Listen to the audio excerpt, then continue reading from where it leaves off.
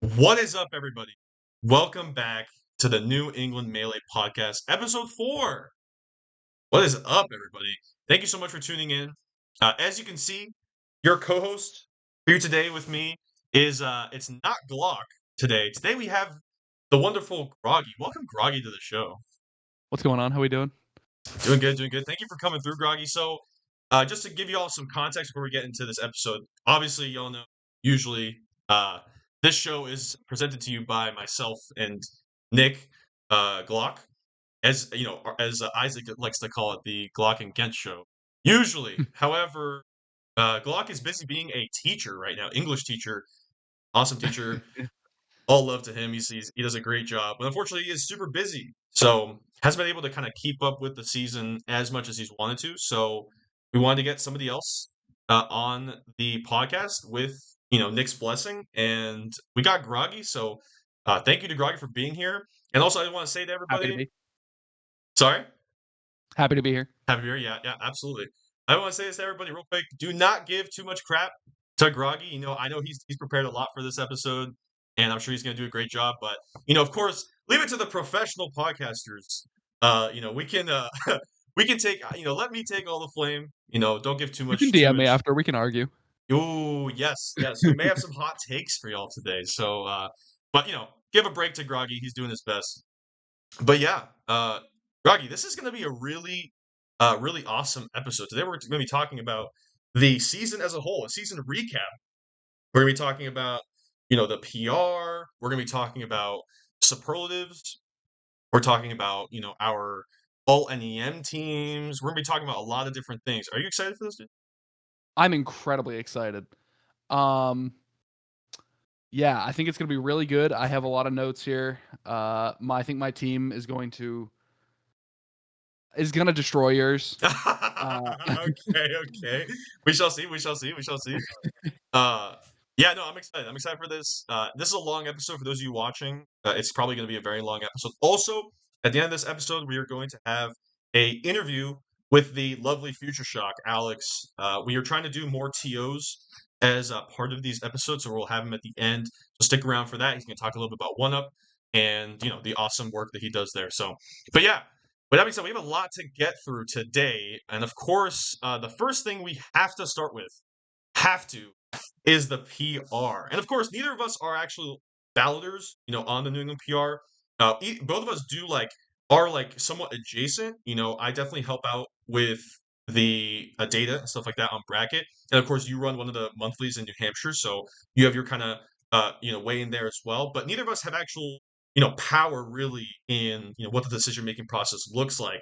And so that's what kind of makes this more fun is that we have what we say is not what goes. We can be real creative. We can have the hot takes, and I'm sure we have hot takes.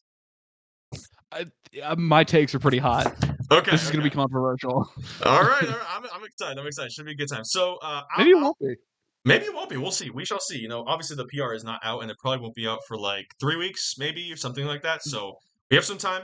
And of course, these are just our opinions. If folks disagree with us, please do it in a polite way in the comments, or you can DM us, everything like that.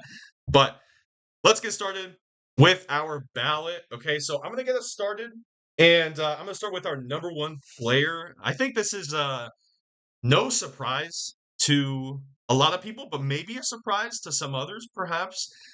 Number one for me was, of course, Calvar. And let me talk. I mean, I know I say this all the time when I talk about David. I said it in the last podcast as well when we did this. There is so much to talk about with this guy, but there's also like not enough to talk about sometimes because he just doesn't make headlines. Like he just does his own thing. He goes to the tournament, he wins the tournament, he does a very good job. But this season was actually very interesting, because like I said, some people, most people probably aren't surprised by him being number one, but some others perhaps, especially those that are fans of maybe the next few players we're going to be talking about, may also be surprised in some ways because this is probably David's hardest season like as a whole in a while. Like he's obviously had hard seasons before. He's gotten third a couple seasons ago to Beckfin and to Tori, but this season has been definitely the one where we've seen him struggle in a really interesting way because he's actually tryharding. Like he's going to tournaments, he's going to majors, and even still, like this was the season that he lost a ton of monthlies to players he doesn't usually lose to, right? He's lost monthlies to Tommy. He lost monthlies to me. He lost monthlies to Eduport. So this has been a hard season for him. But even still, David is a just wonderful player. Has winning records on nearly everybody in the region. Only a few people don't have winning records. There's so much to say and not enough to say about this guy. Definitely congratulations to David. I think he probably will be number one. So he is my number one player. Yeah, no, same here. I personally have David at number one. Some actually, early in the season, you see a lot of just winning. Just for the first probably 2 months of the season, he just wins. Uh, with the exception of one loss to Dulcitones, which I would like to mention. Big ups to Dulcitones getting a Calvar win. He did then go on to win that tournament. I remember that. Yeah, that was a good one. But yeah, no, just crazy tournament. It's crazy to see him.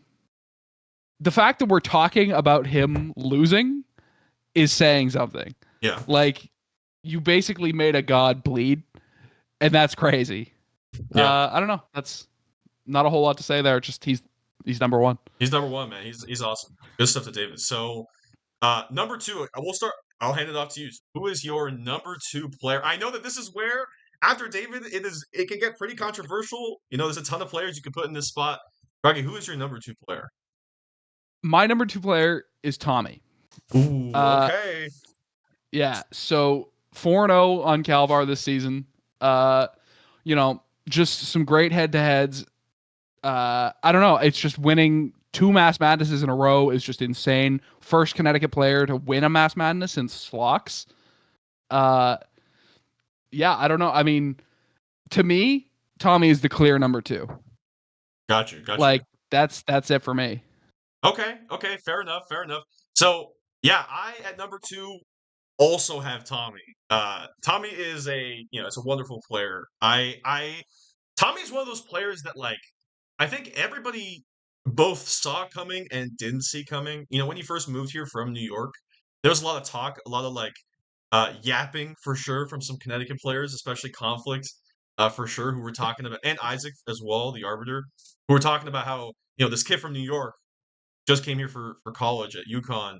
Watch out, he's got a nasty fox. That's that's the first thing I heard about Tommy. Nasty fox. So of course I was interested immediately. And he does have a nasty fox. But then randomly he has an even more nasty Jigglypuff. He beats Beckvin at their first UConn event that they played together against each other, which was wild. It was monitored, so there's some questionable stuff there, but still it was a big deal for Tommy. And then I think he did struggle sometimes last season with some losses, but the thing about Tommy that's I think the most interesting and unique from probably everybody on this list is that this man, more than everybody else, hates losing. Like when he loses, it's not enough that he has to just come back and do well. He has to come back and destroy whoever he lost to. I remember on stream after he won Mass Madness the 54, his second Mass Madness in a row, he went on stream and he was like, "Hey, I was actually really happy that I beat Tori. That was that was the win I was most excited about because he was talking about how he remembered that he lost to Tori in a very unfortunate way at Wavelength last year, and he had been thinking about that since the last time they played. That is a mark of a champion. That's a mark of somebody that wants to both improve, but really come back with a vengeance. And that's just something that a lot of other players on this list aren't doing or have yet to be doing or may be motivated to be doing because that's what Tommy's doing now. So yeah, he is also number 2 for me. Very well done to Tommy. Yeah, so one more thing I'd like to add. In that same interview, I just love this about him. I respect it him for it. He mentions every single person that he plays in that tournament. He's like, round 1, I played Abby, this killer fox, and he just he truly respects everyone that he plays. And you can see that when he pops off on anyone. It's pretty awesome. Oh, yeah. Yeah. This kid is... I respect that. I'd be scary of this kid if you play him outside of New England when he starts traveling more because this guy is a beast and he's getting good fast. So the other thing about Tommy, I will say, is that him improving also motivates everybody else to improve because they see like him really make like David and the rest of the top players bleed and stuff like that. And I think it convinces everybody like, oh wait, like why can't I also, do that? It's this guy's like he's like 19. He only started playing Melee like I don't even know, like 4 or 5 years ago or something. Like he's really turning it up. Why can't we also do the same, But Mm-hmm. yeah, Tommy is incredible. Good stuff to Tommy. This is also, I also say, it's the biggest jump in New England PR if he gets second. In like, I think it's tied with like Wex. I think also went up 10 spots because his last spot was 12th. So if he gets to, that's just just blown away. Very, very, very good job. Okay, so on to third. Again, this gets really complicated. I think there's like a tier of players you could really kind of move around, and we'll probably talk. As we get to each player, we can talk about kind of why we It's did weird. that. But third for me is going to go to Nariel. So Nariel is, oh my gosh, I think I always give myself credit for Nariel because a couple years ago I was I was always net play grinding, and I still do, but I was like big even in like a huge Discord grind servers and stuff like that with players that were like on the come up. And Nariel was one of those players, like one of those players that I would play like pretty much all the time regularly. We would just play like friendlies, and he was just like washing me. Like, I mean, at some point we started going even, but like there was a lot of sessions where I would just get wrecked with random characters. Like he would just go Sheik and Marth and just beat me. And I'm like, yo, who is this guy? Like, and then I figure out that, oh, he's living in Connecticut and he doesn't go to Connecticut locals. I'm like, dude, you got to go to a local. And he finally goes and he gets like second. He gets like tiramisu randomly. It was wild. So I always take credit for Nariel. He's such an awesome player. I think that one of the things that makes Nariel very interesting is that he's an aggressive player, and I think that we'll probably you'll probably know this if you heard to the last pod that we did this. So I gave him Offensive Player of the Year last season, and he's such an aggressive player. Like he's not scared to fight you. He's not scared to scrap with you and do what he needs to do to win in honestly really really fun and cool ways to watch. And I just hope he continues to grind. He's had an amazing season. He's beaten. He has a winning record on Tori, winning records on Tommy, and he also has a win on Glitch. He got a win on Glitch at like a Gigahog. He has a win on Poodle, which is his best win. So this is another one of our players that's like coming up in Connecticut that you don't want to see if you're out of region. So Nariel is my number 3. Yeah, my number 3 is also Nariel. Okay. Yeah, just the head-to-heads were big for me, up on Tommy, up on Tori, up on Porp, up on literally like anyone you can think of except for Glock in my Toyota. My boy. It's just ridiculous. Correct me if I'm wrong. I think he has a net play win on Jchu. I think so. I think that sounds correct. Yeah. Which, depends on how you weigh net play. I think that's pretty impressive. It's impressive for sure. I don't know if I would count it for a ballot, but it's definitely impressive. No, I wouldn't count it for a ballot, but I do think it's still impressive to mention. Yeah, I don't just the fact that Nerith, his secondaries, could be on the New England PR, just ridiculous. Oh my gosh. Yeah, I don't know. He's kind of a freak of nature. It's pretty impressive. He's a beast. He's just he plays so many different characters, like I said, and I think the one thing I will say about Nariel, if you're watching this, is that I just want him to continue grinding because I feel like I don't actually see him. Like every time I talk to him about Melee, he's like, "Yeah, I'm not really playing Melee right now. I'm not really practicing right now," and then he goes off at like the next tournament, and I'm like, okay, like you could probably do that for now, but like eventually you might have to meet some roadblocks, and you're gonna have to start grinding. Really put in the work, and he has put in a lot of work, obviously, but I think something to keep in mind, like I think comparing him to Tommy, for example, is a little different. Like I think that the work ethic is a little different, but yet they're both amazing players. So that's one thing I will say about Mario. I love him. He's an awesome player. Love to watch him. So yeah, he's great. So who is your number 4 player? My number 4 is Eduporp. Okay. I think I don't know. I want to say winning Mass Madness is just insane. Coming from Maine, being the first Maine player to ever do it. I think so. Yeah. Having even with Calvar, up on Tori, up 5-0 on Green Stash, just like ridiculous head-to-heads. I'm big on head-to-heads. I think that's personally, that's my most important thing. I just think, I think he had an incredible season, and I'd love to see him attend more. Yeah. Because I think maybe this is crazy to say, he has that potential to be, a top 100 player. I also think so. I think so. Cool. Yeah, Edgeport's so interesting. He is he's one of my favorite players to watch too. Even we've been playing together for years at this point, and it's just he's gotten such a huge level up in just the last year, and it's just been really cool to see. So I'm really happy for him to be able to win Max Madness. He did a very good job. And actually, on that note, my number 4 player is also Edgeport. So Right? it looks like we're on the same page here. Maybe not that controversial. We'll see. We'll see what ends up happening in the next years. But yeah, I mean, I think Edgeporp is just, again, killer player. One of the players you do not want to see in bracket. I think these days, like probably you have more players that are happy to see him in bracket, like they're okay with seeing him in bracket. But even last season, like nobody wanted to see this guy. And he doesn't come down from the mountains that Northern Maine, dude. So you don't want to see him because when he comes down, he's ready for business. Like he's all business. He's ready to game. And for me, I will say the reason why I have him so high is not only just head to heads and winning Max Madness, obviously, but some people might look at his resume and say like, oh well, he has a monthly loss to Abel. He has losses to Doctor. He's a monthly loss to Dr. Lane, right? But for me, I am somebody that is a big proponent of context around a resume.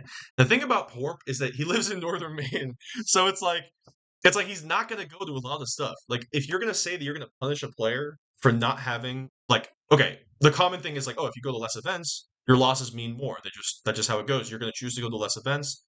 So when you lose, it's going to be a bigger deal rather than if you're going to like 40 events and you get a bad loss, right? The thing with Porp is that like he can't really go to a lot of events anyway, and so it kind of cancels out. Like even though he doesn't have a lot of events, he lives in Northern Maine, and so for me it cancels out. Like you can't expect. It's like when people would say like, "Oh, Armada coming to North America for a tournament." It's like he lives in Europe. It costs a lot of money to come over here. There's jet lag, all that kind of stuff. He has to leave for multiple weeks at a time if he wants to save money. Like you can't expect him to do that as much as a North American tournament or player. So very similar. That's kind of why I have him as high as I do. Obviously, all the other stuff, but for me, that kind of cancels out because he lives in Northern Maine. So my number 5, moving on from the top 4, my number 5 is going to be Bonfire 10. So Tori is just a mainstay in New England at this point. I think pre-COVID, she was definitely like one of those players that was on the come up, probably like in the very same situation that like an Arn or a Green Stash was like pre-2020, pre-COVID. And then like I don't know if it was because she started grinding more. I'm not quite sure like what happened. But after COVID, she has been like a perennial top 5 player in New England, or perennial top 3 at one point, number 1 just a couple seasons ago, and now I would put her like top 5. Perennial, just amazing player in New England post COVID. She's definitely like premier player. She's gotten top 100 at this point. One of the few New England Melee players that has gotten top 100 and is probably on track as well to get it this year. We'll see what happens there, but she's been awesome too. Like her wins are awesome against the field in general. Like she just actually one of the most interesting stats about Tori is that if you go to her resume, she has no bad losses. Nothing. She has lost to David, Ember, me, Tommy, Nariel, Porp, and I think that's it. Like actually nobody else. And Regex too. And maybe some other people too, but Fox. but like, oh yeah, Slox as well. But like, those aren't bad losses, Like, I'm talking compared to some of the other players that we'll get to. She has no bad loss. She does not lose at a tournament unless you're just like a nasty player, and that really bumps her up for me. She doesn't really have many bad losses at all. I will say her record with David this season was pretty abysmal. No, I can't even like. There's no way to sugarcoat it. She got 1 win, and it was not, definitely owning. I'm even surprised she got it because David was kind of cooking her for the whole season. Even still, though, her records against the field are very good. She doesn't have any bad losses. She has a monthly win over Essie, which is another top 100 player. She won Austin All Stars 4 over SC. She has like top 100 wins over like, or rather, she has like wins at majors like over Coburg. I'm Michael, by the way, and some other great players, out of region as well. So Tori's amazing. I think this tier again is very, very close, but Tori is my number 5 player. Yes. On that note, my number 5 player is Bonfire 10. Okay. uh, Wow. yeah. I mean, like you said, she really has no bad losses. Her worst record outside of my top 5 is Ember, and it's not awful. Yeah. And that's, Ember's a great player. Ember has great wins, but we were talking about Tori. But yeah, that record with Calvar definitely Definitely tough. it's tough. It is crazy for me as someone who is relatively new to the scene, actually very new to the scene. I've been here for 2 years. To see her out of the top 3. Yeah. So this was hard for me to do, especially as someone from New Hampshire. But I mean, I think she had a down year. I can't even say she had a down year because I think New England as a whole had an up year. Yes. I think it's just a ridiculously difficult season. Yeah. And I'd love to see her back in the top 3. I think so. I think she can do it, but she's gonna have to grind. Here's the thing about Tori is that she's not a big grinder. She definitely doesn't like always look in. She does learn new things and new strat. She's done against me and against Fox, but like she's gonna have to pick some new stuff up because some people are getting their number. She's gonna have to figure out. So it'll be really interesting to see, what she does next season. For sure. All right. So who is your number 6? 6? Yes. I have Ember at number 6. Okay. Okay. 6 wins on Calvar is just insane. 5-2 on Tori. I mean, if you look, she has a win on everyone that isn't Tommy. She just had a great season, winning SSS. Oh no, Yes. Did Golden win? Yes, winning SSS over Calvar. Just super impressive season. Yeah. Yeah. She's been great as always. As always. Amber's always been great. She's awesome to see. On that note, my number 6 player is also Ember. Okay. Yeah. So, I mean, Ember's a player that I personally consider like probably one of my like rivals. I would say to this day. I think we got good around the same point, like around 2021, 2022. I will say she definitely shot up faster than I did. She very quickly became like a top 3 New England player. But as I started to improve, I got to really start having great sets with her, and it's just been really cool to have like that sort of rivalry with her from New Hampshire as well. And it feels like it just feels super cool to see her. And again, she's always been great post COVID. She definitely had a huge level up, and pretty much a perennial New England PR player at this point. And at some points, probably, I wouldn't be surprised if people would take Ember like against like a top 100 player over even David or Tori, because she just into some matchups is just a beast. Like Mhm. especially into Marth. I don't. She's just such a beast into Marth. Like I don't honestly. I'm not. I mean, of course, Zane is amazing, but I would love to see her play Zane. I don't know. I don't know what would happen. Like she's just I a think that's beast. close. I think she can take a game. Like I think she could take a game or two. that matchup is absurd for her. She's so good at it, and she won SSS, of course. For me, I didn't mention this earlier, but I'm big on like winning monthlies and regional. So Yeah.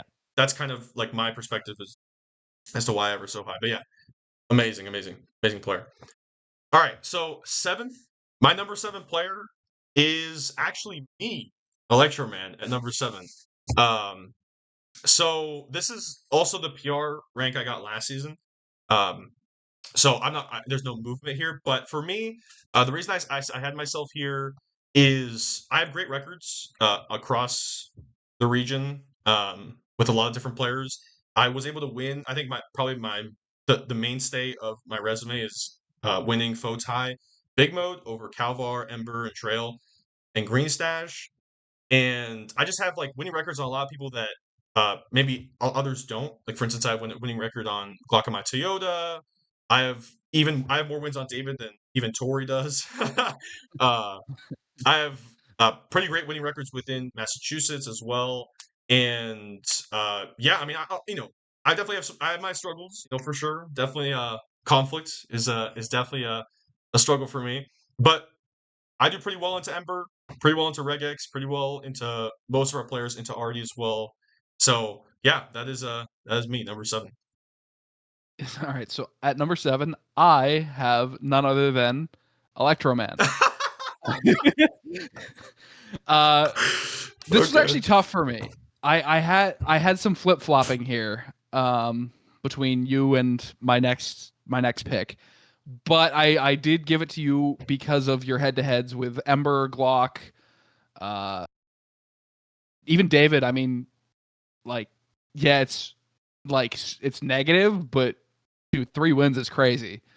Uh, you're 2-2 with Porp. That's crazy. Did you win Big Foe? You did. I won Big Foe, yeah. And then I That's won. awesome. Yeah. That's what I meant. Yeah, that's the term I meant. I won. And then the Porp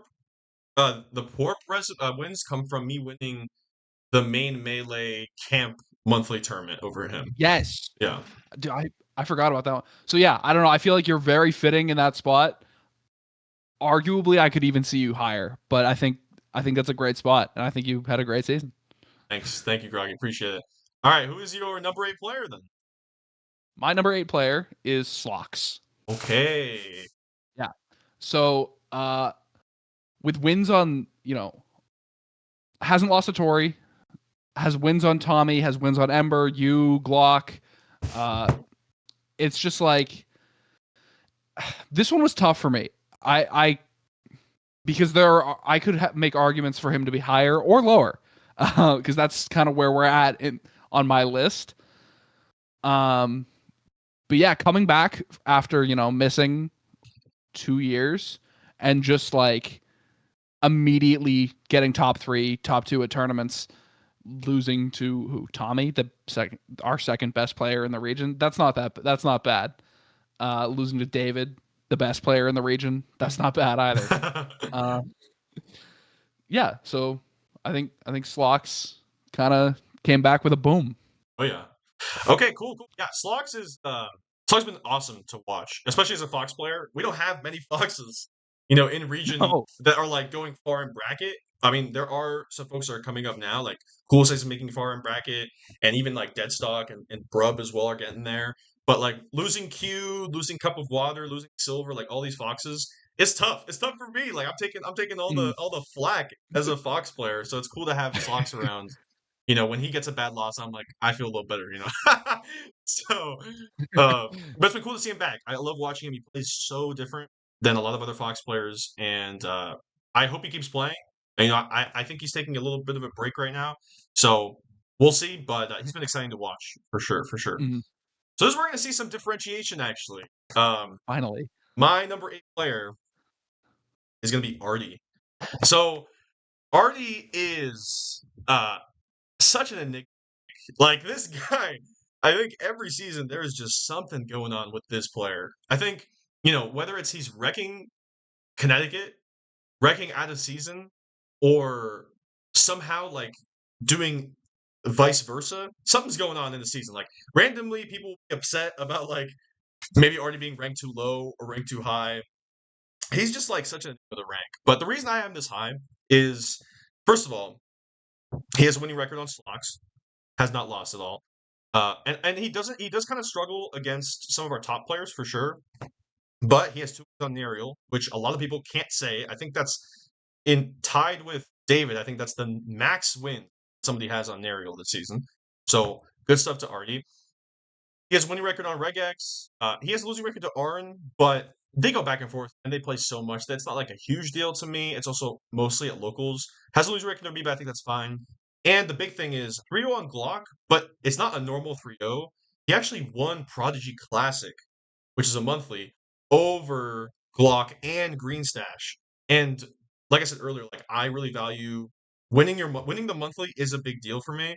It's not like the end all be all. You can make it up, but I think that him doing that alongside like not really having any real bad losses, like he just doesn't really lose unless you're a PR player, really.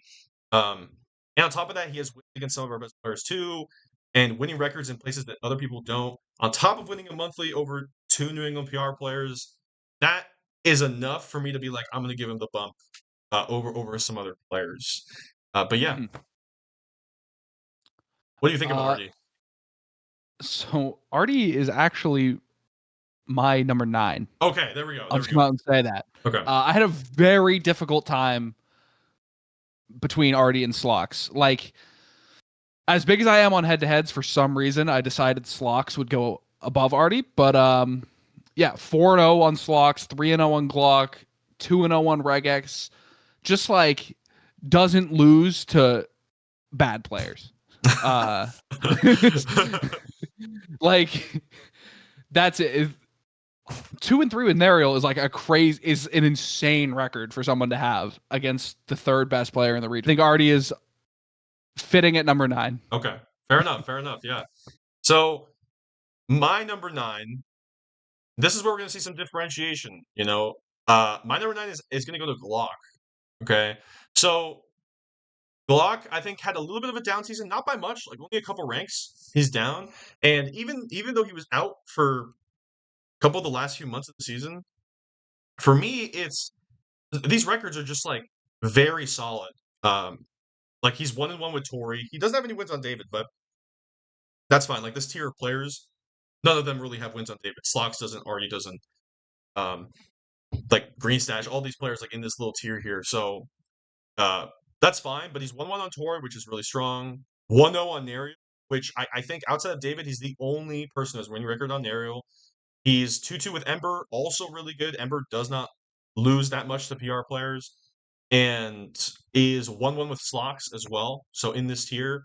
And the other thing about Nick is he just doesn't really lose. And the problem with Slox for me, which is why he's a little lower on my list, until I get to him, is that he didn't go to a lot of tournaments, and he did get good wins. But the problem is he gets what I mentioned with Eduport, where Eduport is in Northern Maine, so he kind of cancels out. For me, at least, the way my logic works in my brain is he lives far away, so he can't go to a lot of tournaments. So that kind of cancels out some of his bad losses. Slox Mm-hmm. can go to a lot of tournaments. Like he can go to Hog every week if he wanted to, and he missed some weeks. He could go to a lot more months if he wanted to. Uh, he missed some of them, right? So I understand he didn't like fully start competing until later in the season, but still, like I think you still have to treat it in some way like similar to other Connecticut players. Now, unfortunately, like he just has some unfortunate losses at regionals to Heavenly Sunflower into the Arbiter Isaac, and those are just some tough losses that like these players like Artie doesn't really have those losses in this tier, and Nick doesn't really either. And if they do, they have a lot more tournaments, so it kind of cancels out, So that's kind of why I don't have him as high. But yeah, Glock, just to finish up my point on Glock, awesome player, one of my favorite players to watch. Probably my like at least of the PR players, he's one of my favorite players to play against, if not my favorite player to play against. Such a fun player. Also, this season he beat Glitch at Gigahog, and I just wish he had more time. Unfortunately, he's just a teacher. He's touching grass more than we do, so that's just how it goes. But yeah, he is my number 9 player. Yeah, right on. All right, so you want to go with number 10? Yeah, I can do number 10. My number 10 is Glock in my Toyota. Okay, yeah. Yeah, obviously, no Calvar wins, but like you said, we're at that range where the players aren't going to get, except for you, you're not going to see that very often. But 1-on-1 with Tori has the Nariel win without a Nariel loss. That's super insane. Not that I love to value like out of region for an in-region PR. The Glitch win is like, that's super impressive. 2-2 with Ember. Yeah, no, just like he's always gonna be like a top 10 mainstay for me. Again, newer player. He's been here. He's been in that top 10 range since I got here. Just love to see it. I think he's a great player. I think he'll continue to dominate if he has more time.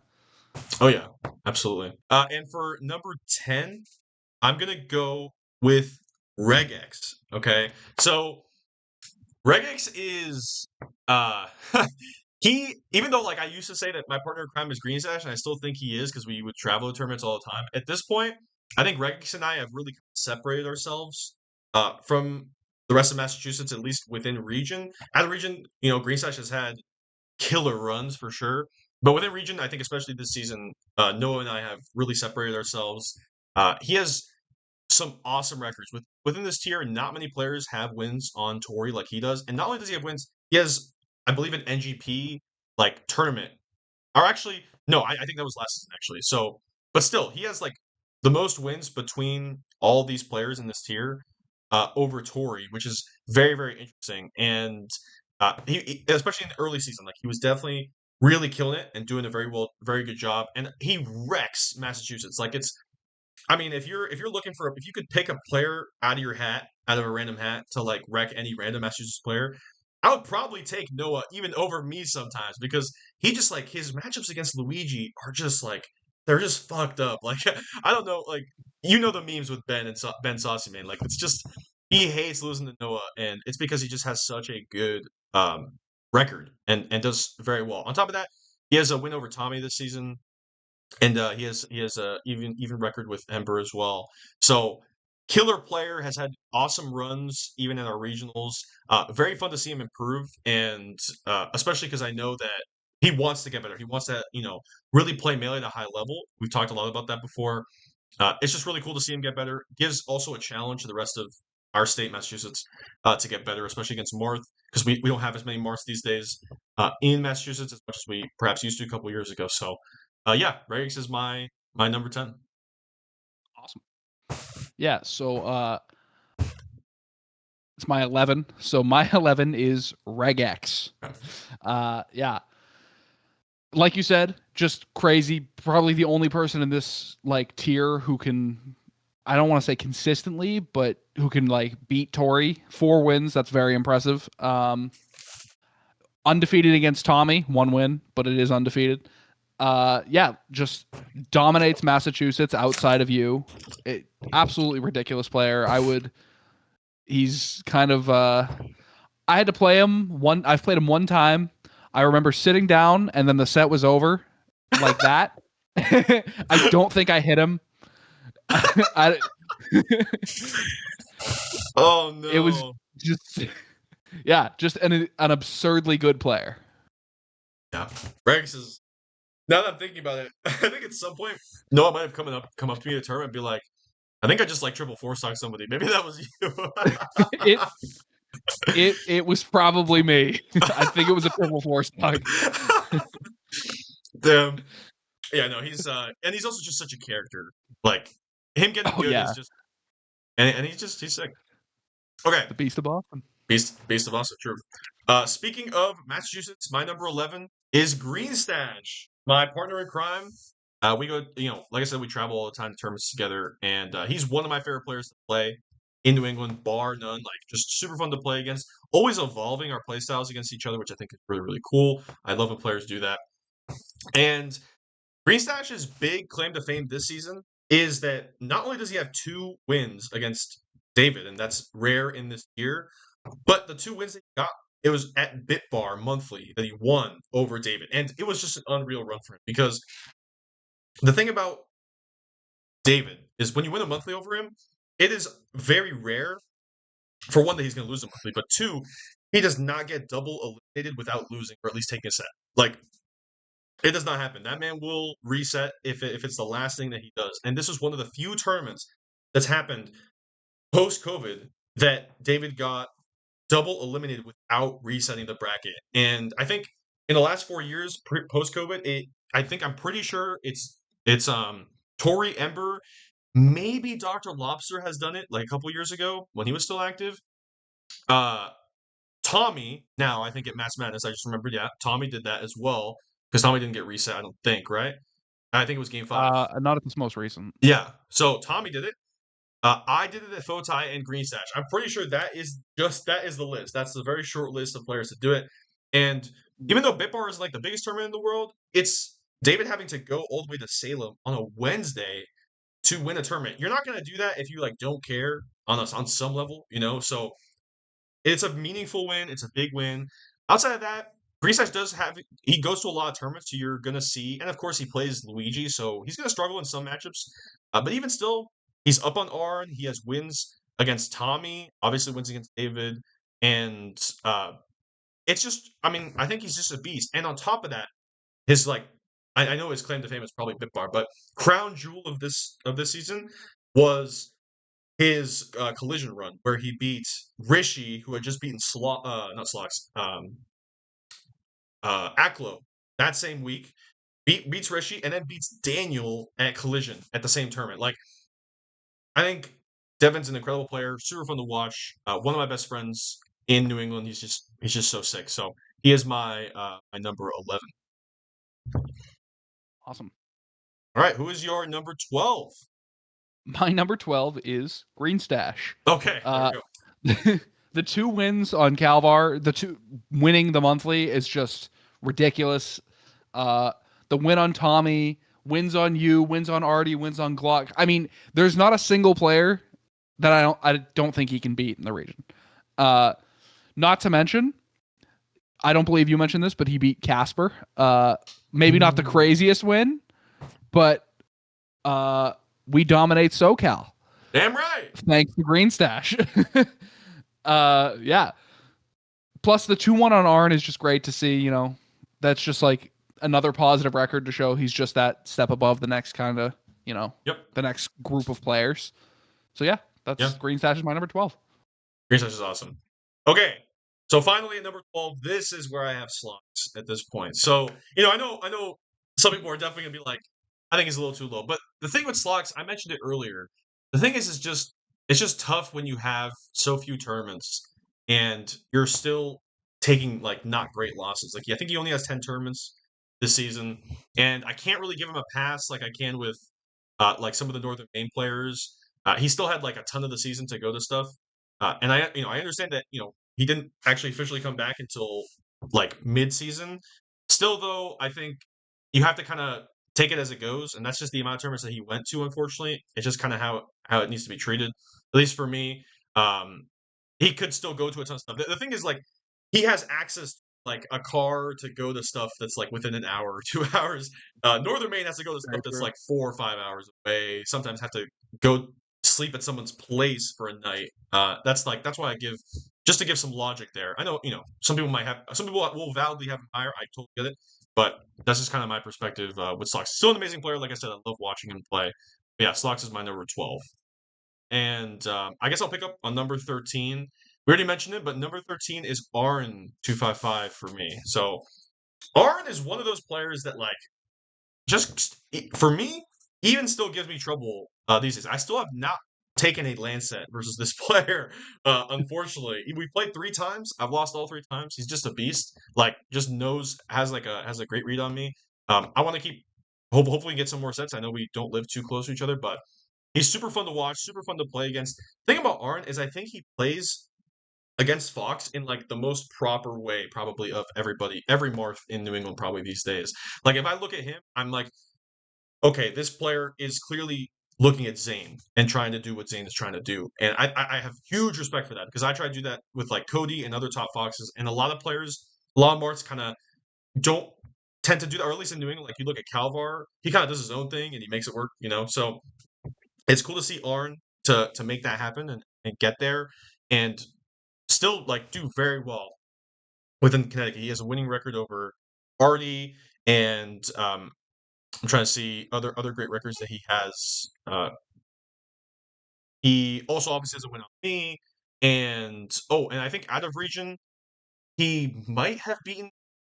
I remember he went to a NYC tournament and maybe he went game 5 with E-Poodle. I don't know. There might have been maybe beat Big Buffalo as well. There might have been like a tournament there where he did very well. So Arn's is great. Always just I think is the hog dominator outside of Artie. Really, he's going to be there every week. You're going to have to deal with him. So Arn is my number 12. 13. 13, yes. Yes. At 13, I also have Arn 255. Okay, yeah. 3 wins on someone I have as a top 10 player, Slox, undefeated against you, 16 wins on Artie, and the player you were looking for, I believe, out of region, he beat Mop Money. Oh, yes, that's who it was. Yeah. Yes. Which is just ridiculous. That's a top 100 win. Which is, I mean, Our number 13 has a top 100 win. That's a pretty sick brag. Yeah. But yeah, I don't just a great player. Perfect at 13, I think. Thank you. You're actually correcting me on the stats. Good stuff, man. That's how y'all know. Rocky's getting the hang of things, y'all. He's killing it. All right, so who is your 14 then? I have Golden at 14. Okay. Okay. 4 Calvar wins, 2 Tory wins, 6 Ember wins. I mean, like, yes, all New Hampshire. He does very well in New Hampshire. He does. But that's pretty damn impressive against some of the best players in the region. Against the best player in the region. Yeah. So yeah, some bad. I mean, can't even really call it bad losses, right? Losing to Cool Slice, 1-1 with Cool Slice, but that's not a bad loss. So yeah, Golden at 14. Okay. At 14, I also have Gold. So there you go. The thing with Jack is that, again, like you said, he does very well into New Hampshire. And I would probably, his records might even make you think that he should be higher. The problem with Jack is that he just struggles with some matchups. Like, I mean, even though Cool Slice isn't a bad loss necessarily, for these tier of players, like on the PR, it's one of the worst losses of the PR players, for sure. He also has a loss to Lottie, I believe, and a loss to Kraft this season, which kind of is tough. I think those are also all at regionals as well, which is tough. The other thing that kind of bumps me down for Jack, I know Ember's watching. I know she's going to be like, "Oh my God, Jack should be top 10 or something." The other thing that bumps me down for Jack, even though I love Jack, I love him as a person, as a player. I love playing him. Even though we're not like super close, the last couple of years we've been able to play each other more and more and get to know each other. I love him still, but the other thing is that, and this happened last season too with Tommy, where at the one of circuit finals he lost to Ember and then DQ'd out of the tournament. And as far as I know, there was no like real legitimate reason for being DQ'd. And I understand that kind of seems like, why are we like holding that against them? But at the same time, I don't know. He was gonna play Danny, and Danny didn't get a chance to play him, and so he DQs, and it's like that's unfair that Danny doesn't get a chance to like get his win on Tommy at the end of the season, you know. So that I kind of held that against Tommy because we knew I was at the tournament. Obviously, like we knew that it wasn't anything. I think he just felt off and he didn't want to play, and so I held that against him because if you're gonna DQ because of that, I just feel like you have to play it out. You can't avoid. You shouldn't be able to avoid your bad losses. Get your wins and then the losses. And the thing with Jack is I think he unfortunately does a very similar thing. There was a couple tournaments where he lost to Cool Slice, and I think there was a tournament he lost to Cool Slice and then DQ'd, and Ember was still in the tournament. And usually they travel together. So to me, it's like, okay, if you're not going to play, probably that means that you're. And I know, and Jack unfortunately has like kind of a history of like DQing when he's not feeling it, which I totally understand. But when we're talking about PR, it's unfortunately gonna hit you, at least on my kind of list. And yeah, so that's kind of why I don't have him super high, those things. But even still, like if I similar to how I would take Regex over any New Hampshire, like not New Hampshire. If I could pick any Massachusetts player to play any random other Massachusetts player and win, I'd probably take Regex, even over myself. I would take Jack over probably any, except for David, any other New England player, honestly. Because I just feel like on a random note, he can just go nuts with Falcon and just win. So he is my number 14. So at number 15, okay, there is a number of players that you could put at number 15. And I know I'm gonna make some people upset. I know. My number 15 player is Dr. Lame. So let me talk about Dr. Lame. I know I see your face. Let me talk about Dr. Lame. Okay. So what people don't know this season is that Dr. Lame, Josh, as I'm gonna call them, they quietly won a monthly over Eduport and Greenstash this season. They won NCS. Eduport beat Greenstash in semis and then played Josh in winners finals, and Josh won. And then Grand's Eduport beat Greenstash in losers finals and then lost to Josh in grand finals. So you're beating two New England PR players, one that's top 5 in the on our ballots at least, in a monthly winning. That is already a big deal. On top of that, they have a win for David. Actually, is the only player. I just want to make sure. One of the few players that does not have a losing record to David. It's by the looks of it, it's Tommy, it's Eduport, and it's Dr. Lame. That's the only players that don't have a losing record to David Calvar. Also has some other wins, like has beaten Artie this season, is up on Artie, and is 2-2 with obviously Eduport, of course, on top of winning a monthly, and doesn't have too many bad losses this season. Like I know that they don't have a lot of results, but I would say that they're very similar to like an Able tier, like Able kind of player this season, where Able won a monthly over Eduport this season, but and didn't have like had solid wins all around as well, sort of like Josh, but nothing like extraordinary. The thing though that bumps me up, Josh, over some of these other players, like I'll just kind of go through. I'll say that my HM is Able, and the next three players for me is like 16 was Able, 17 was Conflict, 18 was Cool Slice. That's like my next three. The reason I have Dr. Lame over those is, again, it's a Northern Maine player. Like, it's a Northern Maine player that, for me, gets a bump similar to Eduport. If you're going to give the bump to Eduport for that, I think similarly you have to give it to Dr. Lame, who won a monthly, doesn't have really any really bad losses this season, also has a win over Artie. Like, I think it's just did enough this season for me to be comfortable putting them over some of these other players. Also a win over Conflict as well. So that's my list. It's my number 15, and now honestly, this is hard to say after you've kind of talked me into being a Dr. Lamb fan, but my number 15 is Able. Okay, yeah. Who won a monthly over Eduport, which is my big reason for having him at 15 is the monthly over Eduport. But I could honestly, see that argument for Dr. Lamb, who is my HM. There you go. The only reason I have Dr. Lamb at HM is because they didn't make main PR, which is insane. Okay. Which is, you could argue, not a great reason to have them off, but I don't know. I feel like again, the Northern Maine thing. I don't know. But yeah, I have Able at 15, Dr. Lamb at 16. There you go. Or HM. Okay, cool. Yeah, like I think it's close. I think it makes sense for Dr. Lame. I think Dr. Lame it's not one of those, it's not a situation where I'm just like, oh, I'm just gonna give it to them because they haven't like gotten it before. It's not really like that. I do think Josh actually deserves it. Actually has good arguments this season. I will say about the PR thing for Maine. Similar thing happened with Connecticut last season, where Tommy didn't get ranked in Connecticut because he didn't meet their requirements and got ranked in New England. So I think it's just kind of like I don't. For me, it's like if we're looking at doing PR, doesn't to me whether you like had requirements, met requirements with the states, it's not like a big deal for me. I kind of see what you're saying. I get it, but at the same time, I think it's just kind of like a different role or different like path. So sort of. So yeah, that's the list. But dude, it looks like we don't have many differences. Like we're actually we don't have many close. Differences. Like, actually, and then my 17-18 is Conflict Cool Slice. Dude, so. There you go. That's actually wild. I guess we're just the goats. That's just how it goes.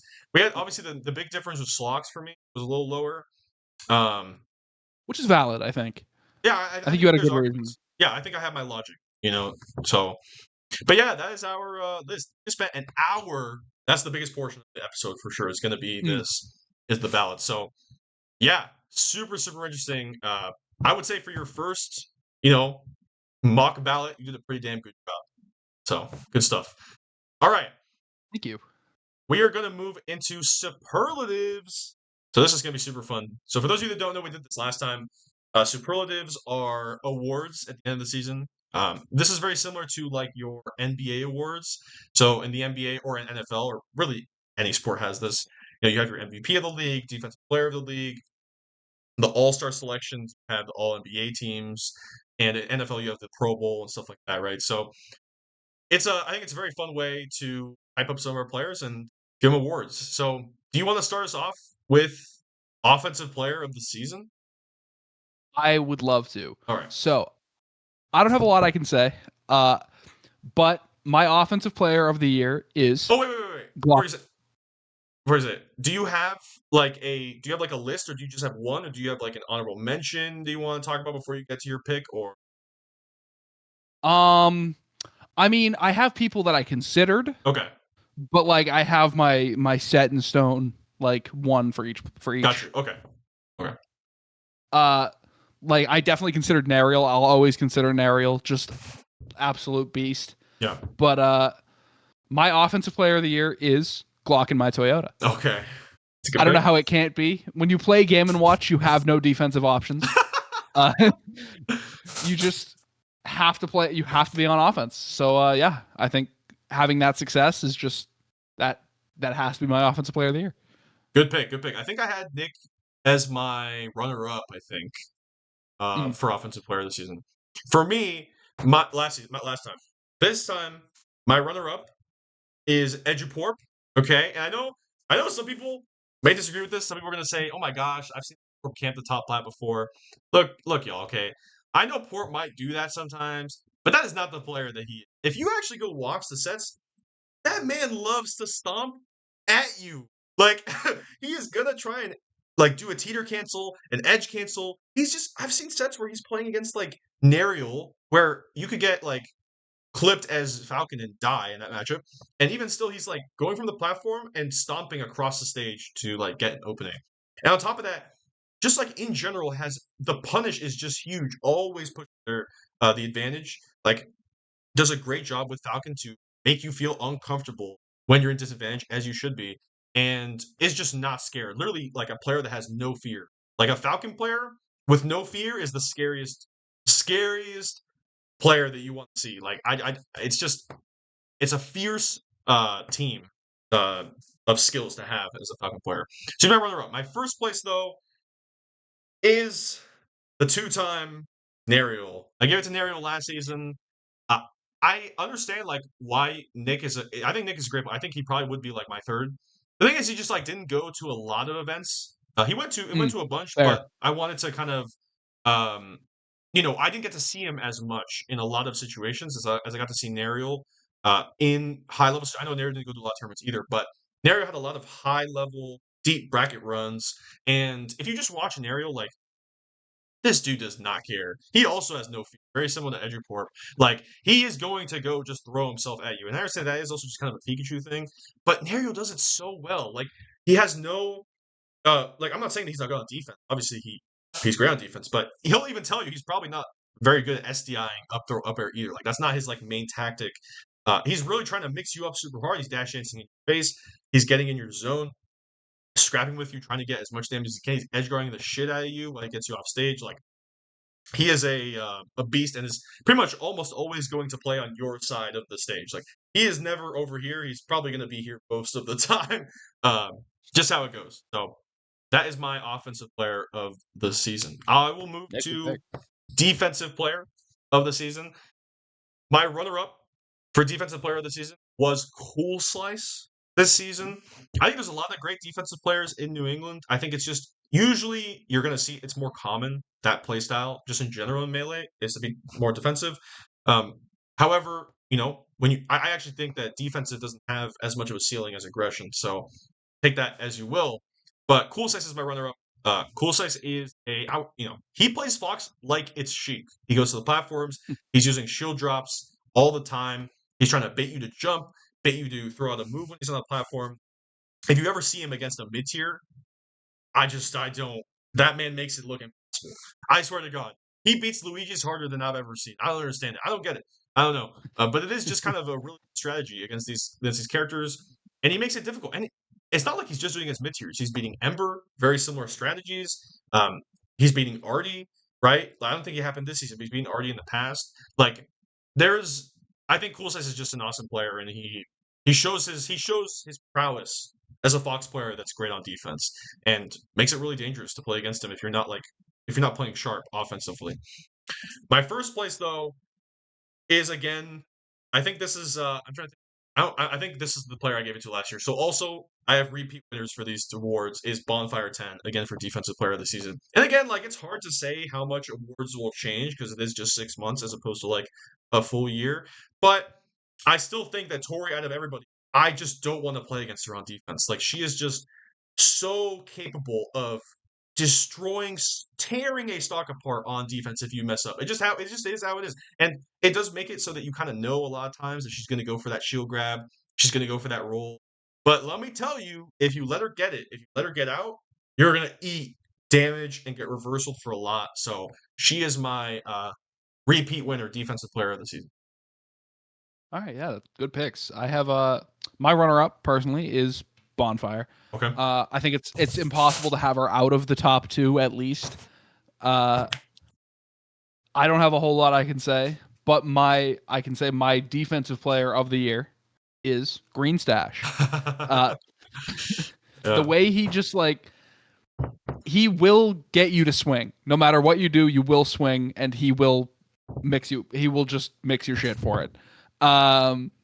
Yeah, I think that's all I can say. Green Stash is just an insane player using he loves wave dash back. He does. Yeah, I think he got it last season from Nick, I think was the person who gave it to Green Stash. Yeah. The thing with Green Stash, the reason why he's not on my list is he is like a very defensive player. However, I will say he's becoming more aggressive. And I know that maybe isn't as like people maybe don't see that as much because they don't play him as much, but I play him a lot. He is becoming more aggressive. He's taking a lot of stuff from Saucy Main. He's taking more aggressive mix-ups now, and he punishes like a beast. He's playing more in center stage now, so I think he's kind of evolving. I'm not saying that's a bad thing. I actually think that's a great thing that he's evolving. But it just means that he's not going to be in those situations as much as a Cool Sizer Bonfire. Still, though, beast on defense and just amazing. So, all right, who was your breakout player of the season? My breakout player, and maybe it's not a huge jump from where they were, but my breakout player is Isaac, the Arbiter. Huh. I think just seeing some crazy PR wins, taking David Game 5 at Quebec Cup, just some really insane jumps, and I think there's only more to come. I think Isaac might actually make it on New England PR ballot this season. I feel like that there is a chance. Like he just has great wins. Slox, Regex, Arn, just off the top of my head. Saucy Main, Green Stash, Artie, yeah, like amazing player. He got, I think, breakout player of the season last time. I think I was the one who gave it to him. So that's funny. Yeah. So runner up, he just keeps breaking out. He's just the GOAT. He just keeps doing it, which is fine. My runner up for breakout player of the season is actually going to go to Conflict.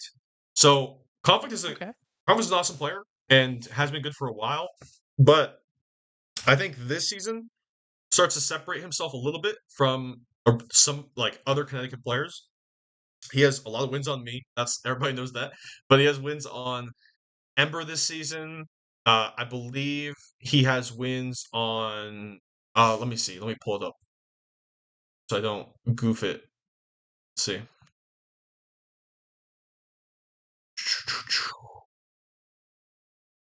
1-1 with Golden. That's what I was thinking of. Yeah, and a win on Glock as well. Like at this point, he's putting himself in conversations to be a PR player, and that wasn't the case. Like last season, I don't think he was top 20 or top 25. So he's really kind of broken into that kind of ceiling of the PR players, and it's going to be in those conversations. Dangerous player. Very good spacing that's getting good pretty quickly. So Confidence is my runner up, but my first place, I got to give it to one of my picks that happened last time for the Risers. Lottie is my breakout player of this season. Lottie is the pieces are coming together. That is all I'm saying. Like, she went from going to Game 5 with so many players to actually closing these sets now. Closing sets against Golden, right? Closing sets against Isaac the Arbiter. Closing sets against Brub. Beat Glitch at a stock exchange in New York. Like, she is closing these sets now, and it's just awesome to see. She's going deep, making deep runs at tournaments now. She is breaking out now into like the category of players that like you are a high seed now at a New England regional probably, right? And you are a dangerous player to get in bracket that is out for blood. Let me tell you, when she beat me, or no, she didn't beat me, but when she was going to play me at Mass Madness, even before she beat Jack, she comes up to me, she's like, I think we're gonna play today. And I'm like, are we back? She's like, no, but I think we're gonna play. And then beats Jack, doesn't pop off, walks over to me and says, we gotta play. I'm like, damn, you're out for blood. But hey, it makes my stock riser drafted look very good for last season. So she is my breakout player of the season. Okay, moving on to rookie of the season. One of my favorite awards to give. My runner-up for rookie of the season, and for those of you who don't know, rookie is kind of, it's not like exactly first time you've played Melee for a season. It's more like first year to 2 years really of playing Melee, or starting to really compete in Melee. So my runner-up for rookie of the season is actually going to go to Avery Luigi up in New Hampshire.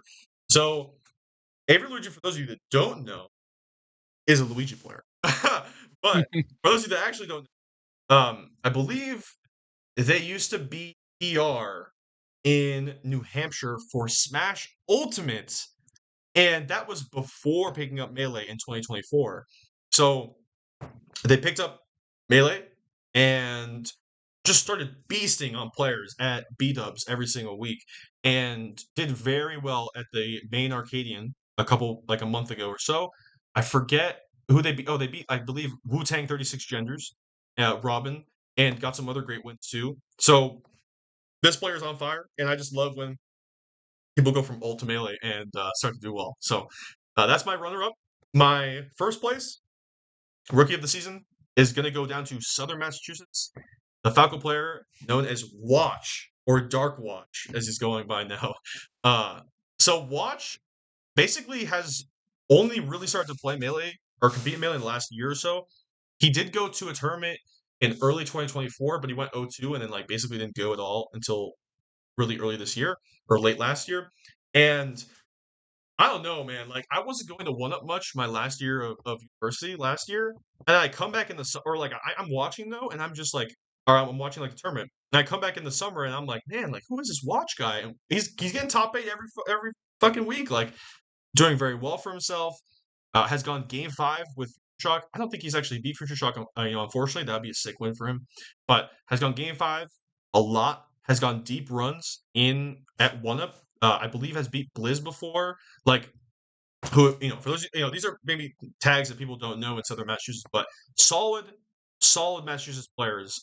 And it's just really cool to see the grind. The other thing about Watch is that I throw this around there a lot, but it's also when I know that this is the case. Watch, I'm almost sure is a student of the game. Is a player that consistently watches top Falco players and is always trying to get better, always trying to learn new things. Is an absolute grinder, and so Watch is my rookie season for sure. Yeah, that's a great pick. Watch has 2 Future Shock wins. Oh, there you go. I just completely forgot. Yeah. Good stuff. Yeah, wild. Yeah, insane. So my rookie of the year, I didn't have a runner-up, but now it's got to be Watch. But my rookie of the year was Abby.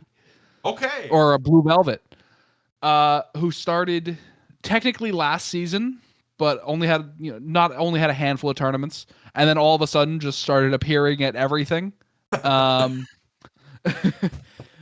across the region, which is just awesome to see. Not necessarily incredible results or anything, but just a grind, a real true grinder, and I love to see that. So yeah, Abby's my rookie. Abby's amazing, and we'll get to her when we get to the Attendance Hall of Fame as well. So yeah, oh yeah, Abby's amazing, huge grinder. Okay, Clutch Player of the Season. So my runner-up for Clutch Player of the Season is going to go to the Arbiter, Isaac. Okay, so Isaac has done, I think, multiple reverse 3-0s at this point in tournament. I believe reverse 3-0'd Slox. I believe has reverse 3-0'd Danny.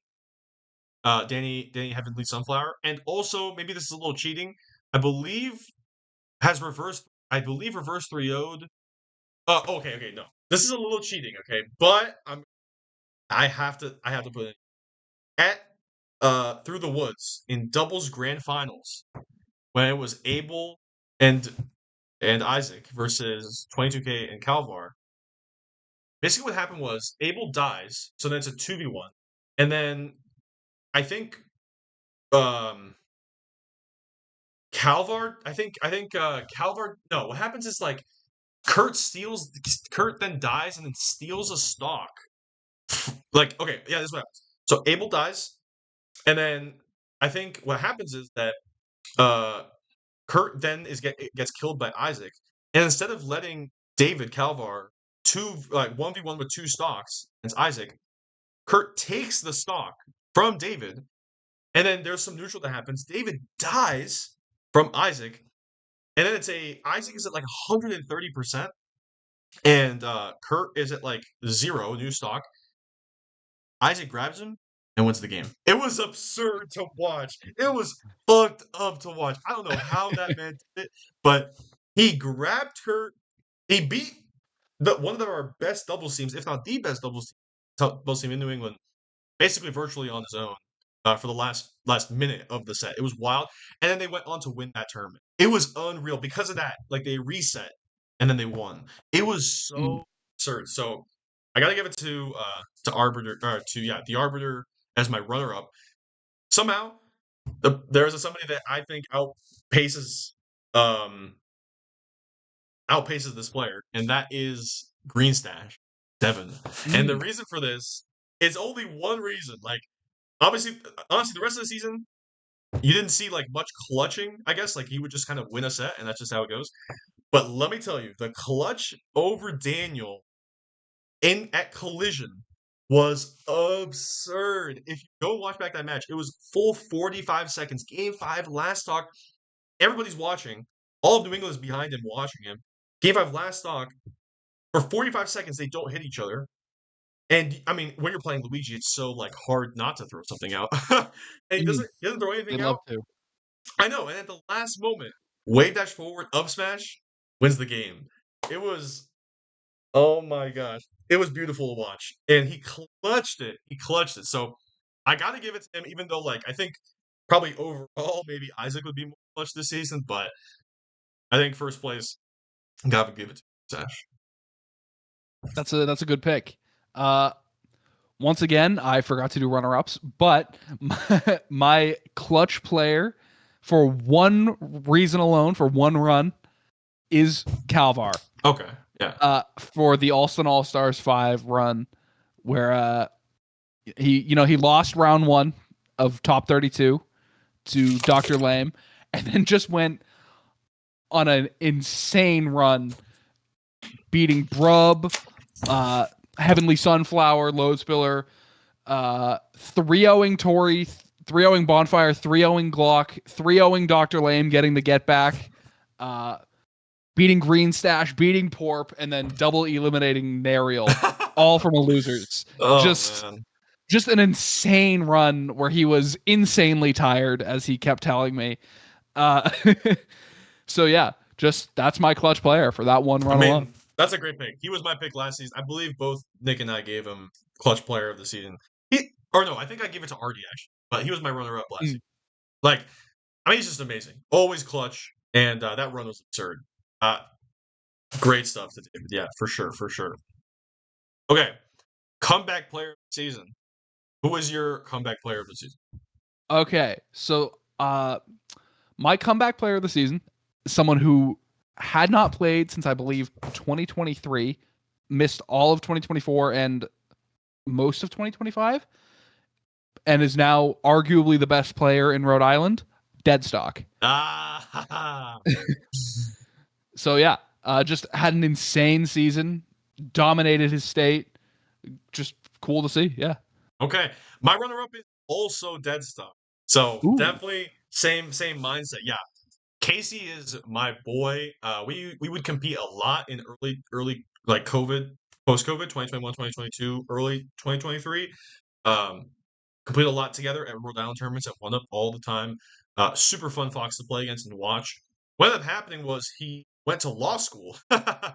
So he unlike Cody, he did not quit law school. He quit Melee for like 2 years and comes back and is just like way better than he's ever been. Like you said, he's dominating Rhode Island. Killer player. Amazing tag as well. Watch out for this guy if you play him. Good tag. Beast player, Deadstock. My number one though. This is one of my favorite players to talk about. Has to be Padre up in northern Massachusetts. Yeah. The Falcon player. And let me tell you, when I played Padre for the first time 2.5 years ago or something, up at a flight center in New Hampshire, the weekly before Flow Tie, I played him randomly, did not know who he was. He takes the first game off me. I'm like, holy fuck! Like at this point, I'm like a high messages PR. Maybe I'm doing a part PR at this point. I'm not quite sure. Have no idea who this guy is. Plays Falcon. I have a lot of Falcon experience. I shouldn't necessarily be losing this. I get wrecked the first game. I'm like, oh, I gotta lock in. So I end up winning the set. But I found out after this guy has been like playing for a while and just kind of goes on and off, but only goes to like Northern Mass and New Hampshire tournaments. And he plays Falcon, and this season he comes back after break for 2 years. And let me tell you, I take some credit for some things. I gotta take credit for Padre. Okay, I messaged Padre. Bitbar Monthly was announced. I was like, dude, you live in Northern Mass. You gotta go to this. Green Session's like, I don't know who Padre is. I don't want to message him. So I'm like, I know this guy. I'm homies. I'll just message him. I messaged him. He's like, oh, in my backyard. I'm pulling up. He comes up and he beats Green Stash at this tournament. Then he beats Green Stash. Oh no! Then he beats Heavenly Sunflower Danny at the next one, and then the next one he wins. He wins Bitbar over Green Stash. I'm like, what the fuck is going on? Yo, Future Shock isn't doing that. Oz isn't doing that. Lottie isn't doing that. But this guy Padre, fucking Northern Mass, is just owning. And he won Bitbar. Like his last tournament was Bitbar, and he won. Anybody can go check it right now over Green Stash. So he's got to be comeback player this season. You got to go to Padre. That's a good pick. All right, so we will go to first in, last out. My runner-up for this, or the Outstanding Effort Award, we already mentioned her, is going to go to Blue Velvet Abby. And usually this award kind of goes to a TO or something like that, or like a staff member. It's got to go to Blue Velvet. And this is both because she goes to a lot of tournaments, like pretty much went to the most tournaments. And we'll get to this later too. But also, it's a controller modder. Like, she goes to tournaments, is there from literally the first person in there. Dog, I get there early sometimes. She's somehow in there. She's already working on controllers. I'm like, how did you get here? What is going on? And guys, she lives in like Western Mass. So it's like, what the hell is going on? How is she at the tournament right now? She's somehow there first and doesn't leave until literally the clock ends. Like the clock, like when G-Town's like, everybody's got to go. That's when she leaves. And on top of that, the whole time she's working on controllers. First in, last out, definitely runner-up. However, first place, I gotta give it to my boy G-Town Tom. There is really like this is like, and I'm gonna get some hate for this. I'm not an NFL guy really, but this is just like Patrick Mahomes winning the MVP. Like it's just like this guy's already a beast. He's done like some wild shit in his era. This is just him. Like this is his like Patrick Mahomes.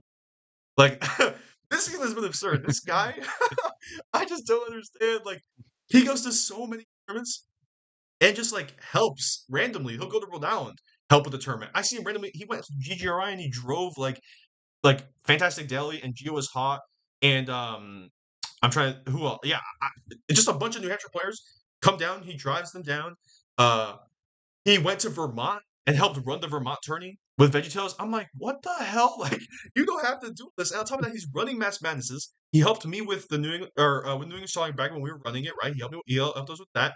He's like I don't understand, man. This is his Patrick Mahomes 2025 season. It's just like absurd. It was absurd. So he has to be first place for me. But you know, we'll see what you pick too. Yeah, it's hard to not give it to Tom. Like he's almost like the clear pick for. I mean, if we're just gonna say, I think you actually did do this in like episode 1. If we were gonna say there was an MVP of New England, Yes, it would be G-Town Tom. But my outstanding effort award goes to a different TO who would have been in, I believe, 4th place for tournaments attended while also running a weekly, is Future Shock. Ooh, yes. Yes. Yeah. I mean, just running a weekly and attending 46 tournaments in a season, that's not counting tournaments entered with a secondary. I don't know if he did do that at all. But yeah, just absurd. That is so much work that I just personally could not do. No, yeah, I mean, Future Shock is a great pick. I think he was my pick last season too, for first in, last out. So Yeah, I love Alex. That's my homie. I just think G-Town, like, I just don't understand, man. How does he have the time? Like the fact that he helped us with Star League, I'm like, dog, how did you find this weekend to do this? It That doesn't was make sense. crazy. It does not make sense. But he I will somehow always think that tournament would have been, I don't want to say shit, but it would not have been what it it was would not have without been what it G-Town was. Tom. Exactly. Yeah. Like he helped us figure things out on the fly because it was still new to us running a whole regional like that. Like, I don't know. He's just such a beast. He goes everywhere. He drives people everywhere. I don't know. I don't know how he does He it. drove me to Portland. There you go. Like he just goes to tournaments, he brings people, he's down, he's always around. Like he's gotta be it for me. Okay. Mm. Scariest player to see in your bracket path. Talk to me about it. All right. Not for me personally, because we've never played. I would love to play him. I think it would be just beautiful to see. But my scariest person to see is Cool Slice. Ooh. I think on any given day, he can beat up any PR player.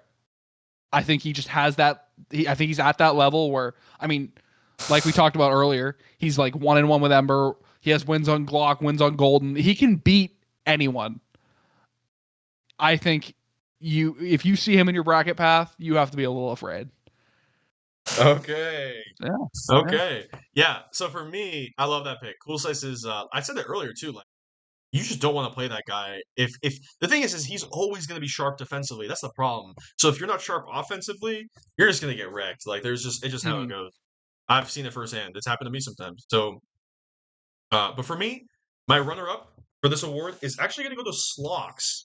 The thing with Slox is that because he's an old school player that's like now come back, he kind of beats both like trajectories of a player in New England, and I think that nobody wants to play him because of that. Because either he's gonna, the thing is, he has nothing to lose. Like he's already kind of cemented himself as one of the greatest New England players of all time. He's gotten top 100 multiple times. So when he goes to play you, he has nothing to lose, and he's coming back. So of course he's going to be a little rusty. Nothing to lose. Nobody wants to play him like that. But at the same time, he still has all his tech skill, and he plays like a new Fox. He's super aggressive. He doesn't care. And when you play like that as a Fox player, man, I don't think anybody wants to see you like that. I don't know. I don't want to see Slox. He's dangerous. Dangerous to play against. Like such a great player. However, first place for this has to go to Isaac the Arbiter. Okay? Not even for Mm. the gameplay. Okay, the gameplay is one thing. But my man pulls up with a full sword. Like, like, like he pulls up with a full sword. He's ready to go. You know he's got Abel in the back backing him up with everything, right? He's got the notes ready, the bananas, the coffees, dude. And then he gets and then you know that right before he's playing you, you know he's going to the restroom. He's talking to himself in front of the mirror. You know he's doing that. You know he's going outside and punching his chest. You know he's doing all that stuff. That's scary, man. That's the aura. He has aura. That's the problem. And then on top of that, his gameplay is just amazing. But forget the gameplay, like just all that stuff before you even sit down. Oh my gosh, like that is a scary, scary player. Scary player. Yeah, that's a good pick. That is the fucking Arbiter. The Arbiter. The Arbiter. All right. So those are our superlatives. Super fun, super fun. We will move into our all NEM teams. Okay, so we did this before. All NEM teams. First of all, no PR players allowed because that'd be kind of boring. We already have ranked them. For this, we do it kind of how we do it in the NBA. Where in the NBA, there's two guards. Well, this used to be how they do it. Now they don't do it, but it was two guards, two forwards, and a center. And the way it kind of transfers is that the guards are kind of like the fast players, the shortest players usually on the team. Those are kind of your fast fallers. You know, they're super fast, super quick. They can make really flashy moves. Then you got your like forwards, which are going to be mostly on the outside. They're not going to be like super tall, but not super short either. They can definitely hit their shots, but they're not going to be like moving the ball around all the time, like a point guard or a shooting guard. That's going to be our midweights. So we're going to have two midweights. And then you have your center, which just kind of fits. It's going to be the floaty of the bunch as well. So that is how it's going to work. And again, no PR players. Okay, so first team, my two spaces, we'll just do it in order. So I'll do two spaces, then you can do, or I'll do two fast fallers, and you can do two fast fallers. So my two fast fallers, no surprise, they were my HMs. It's going to be Conflict and Cool Slice. for my first team. So yeah, who are your fast followers? I have Future Shock and Deadstock. Ooh, really? Okay. Yeah. Okay. Tell me why you picked them over Conflict and Cool Slice. Uh, so I just thought they were. I feel like Conflict and Cool Slice we know are like the best spacies that didn't make PR. But I don't know. There's just something about there's just something about Future Shock and Deadstock that kind of spoke to me. I didn't Okay. really have a whole lot of rhyme or reason to this. I was just like, yeah, these are my guys. No, I love it. I love it. Fair enough. Fair enough. Who are your two midweights? All right, my two midweights are Meat and Dulcetones. Oh, okay. You're really going deep in your bag. I respect it. Dulcetones is a Yeah, beast. Oh my yeah, gosh. absolutely. I think, I mean, he has a Calvar win. Like that's great. Like just a state PR player with a Calvar win is an insane, stat. Yeah. True. Dulcetones is awesome. And then Meat's just great. This season he has a Green Stash win as well. Has a Fox now as well. So just a beast of a player. Nasty Fox. Nasty Fox. Okay, yeah. So I guess we definitely, and this is good actually. I like that we have kind of different ideas. My first team midweights are Bank and the Arbiter for this. Gannon for me is like, I mean, I guess you could call him a floaty, but to me, I mean he's middle of the fast faller. He's middle of the falling speed, so I'm gonna just count him as a midweight. Yeah, I mean these are great players. Bank probably could even be PR, New England PR. She might be mass PR. She has the resume to do it, but we'll see. She just kind of falls into this team, but I mean she would be PR player probably if she grinds and gets her results up because she has some great wins. And then my floaty is actually going to go to Ant, which also made my first team floaty last time as well. Ant is just a beast. Man, I wish he would go to more tournaments. Oh man, I wish he went to anything that's not NGP. I swear to God, if the problem is he just touches grass too much, man. He touches too much grass. He's too good looking, too handsome, too fresh with his clothes. Like that man is too to waste a Saturday, bro. Like he's not gonna do that. But if he did though, sheesh, I don't want to see him in bracket. That man is a beast. So that's my first team. Who's your floaty? So I misunderstood this. I didn't think we could pick the same people. Because my floaty is also Ant. Oh no, we can pick the same people. Yes. Yeah, so I went into this thinking we had like a whole. I have so many players here just because I thought we had to like draft. Oh no, that's that. Actually, we're getting to that. That's gonna be our. We'll get to that. Yeah, next season stock risers draft. Yes. So yes, my floaty is also Ant. Okay. But I'm glad we had such different people. Otherwise. Yeah. Okay, so my second team, two fast fallers. Gonna go to Deadstock for sure, and then I am gonna give it to Brub as well over in Connecticut. They're a grinder as well, just like a lot of other foxes. And like I said, I mentioned earlier, not too many foxes in the region, but Brub is putting the work in, grinds regularly with Slocks and other players as well. Just recently got like 2 wins on Conflict, so dangerous Fox player that's getting really good. Definitely watch out for them. Deadstock, of course, is just best Rhode Island player by a mile. So yeah, who are your two fast followers for the second team? My two fast followers, I have Oz and Kraft. Love it. Talk to me about. Well, I think Oz is one of those people who, like, arguably could have been like breakout player. I think he had a ridiculously good season. I think he was one of you had him as like rookie last season, maybe. I can't remember. So. Maybe or as a stock riser or something. I did have a stock riser. And I just think he's one of those people that like. No, go ahead. I think I was trying to think. He's one of those people that is just like ridiculously talented, ridiculously intelligent, and I think he can. I think he could blow up. Oh yeah, at any moment. Hey, you don't get challenger in league without having some mental fortitude. Yeah, I swear to God. He does love league. He loves league. Or he doesn't. I don't know. No, he does. Because I remember on the drive back from Collision, he was like, "Man, I wish I could just be at home playing league right now." I'm like, "What? That's so wild." Yeah. All right, who are your two weights for the second team? Okay, so I have Mint and Sweat. Ooh, I knew you were gonna pick Kent. I was looking out for it. I Okay. love New Hampshire. What can I say? No, fair enough. Fair enough. Talk to me about Mint, man. He's new. Yeah, Mint is new. He just moved here from Chicago in, I want to say, August.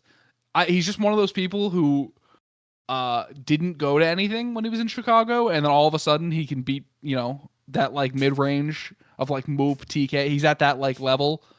I don't know, he's just one of those people that I'm a big fan of. I think he plays pretty sick too, which is cool. Oh yeah. Sick. Okay. My two midweights, it's gonna go to Heavenly Sunflower, Danny, of Okay. course, Yep. and Spades as well. Oh yeah. Picture from Connecticut. Good Uh, picks. yeah, these players are great. Absolute grinders. Especially Danny. That man just plays way too much ranked. I swear to God. I don't understand, but he does it. He loves it. And he just loves wrecking Mm. people with Bowser. That's the best part. He really just loves that character. Who Okay. doesn't love Up B out of Shield? Yeah, I know, man. All right, my floaty is actually a repeat floaty from last season, but this time I feel even better about it. It's got to go to the one and only VeggieTales. Peach from Vermont. Um, it's hard to find many floaties at this range. Like, I would say you're looking at like Stacy's stepdad, and I don't even know. There really isn't many other floaties out there that are, like when we talk about floaties, we're talking about like Kirby and below. You know what I mean? So Kirby, Zelda, Peach, Jigglypuff. There aren't many Jigglypuffs at this range. There aren't many Peaches. So it's gonna go to VeggieTales. VeggieTales for me. Yeah. I almost chose VeggieTales, but I ended up going with Stacy's stepdad, Okay, there you go. Yeah. who I realized very recently their name is a pun on Stacy's mom. Come That on. clicked with I shit you not, that clicked with me like while I was doing this. That's so funny. Oh my god. Oh, I hope Jordan's watching. He's gonna enjoy that. He's gonna enjoy that. That's awesome. Yeah, Jordan's a beast. He has his work cut out for him in Maine, though. I'm not gonna lie. Now that Miranda moved Oh up yeah. there, oh man, it's tough for him. But he's working it out. I believe in him. All right, Yeah. so that was our all NEM teams. Let's move on to our next section, which is going to be pretty brief. We'll talk about the attendance Hall of Fame that was announced. I guess this is coming out on Friday, tomorrow. We're recording this on Thursday, but it came out today on Thursday, the Hall of Fame. So this is a really cool project that we do every season now. It's just a way to really highlight the folks that support our PR events and put money into the scene as well. Just continuously help our TOs, our venues, and stuff like that. Number one, first place was Blue Velvet. Of course, Abby, we talked about her a lot before. She went to, let's see, she went 63. to 63 events, that's right, with 256 sets. And her quote for the Hall of Fame was, carrying the region's controller problems one backache at a time, which is, I mean, first in, last out. That's what you want to hear from a player that just Yeah. dedicates their time. So yeah, she's awesome. And then second place went to Isaac the Arbiter, of course. Another grinder as well. I loved his picture that he picked for this too, with the sword and everything. He had 60 events, 316 sets, which I'm pretty sure is the most sets this season, maybe the most in the post-COVID era in one season. And his quote was, "There was honor in our covenant once, and there shall be again." Like, this man is full Halo. Oh my gosh. And I don't know if you have it pulled up, but do you want to do third place? I'd love to do third Go place. ahead. Go ahead. Third place is none other than Heavenly Sunflower, Danny Loadspiller,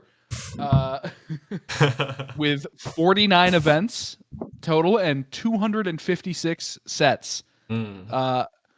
Just crazy. Seems to be at everything this season. Yeah. And his quote was, "They call me the visual cortex with how I got too corny." He loves that tag, actually. He just came up with it recently, but he's a big fan of it. Big fan of it. That's good. That is good. That is good. Okay. And the other thing about the Attendance Hall of Fame that I really like is it just encourages people to go to events and support our locals, and you get like a little award. So it's pretty cool. If you want to learn more about it, you can check out the Twitter. We have the full data sheet there you can check out and see all the previous winners from previous seasons. All right.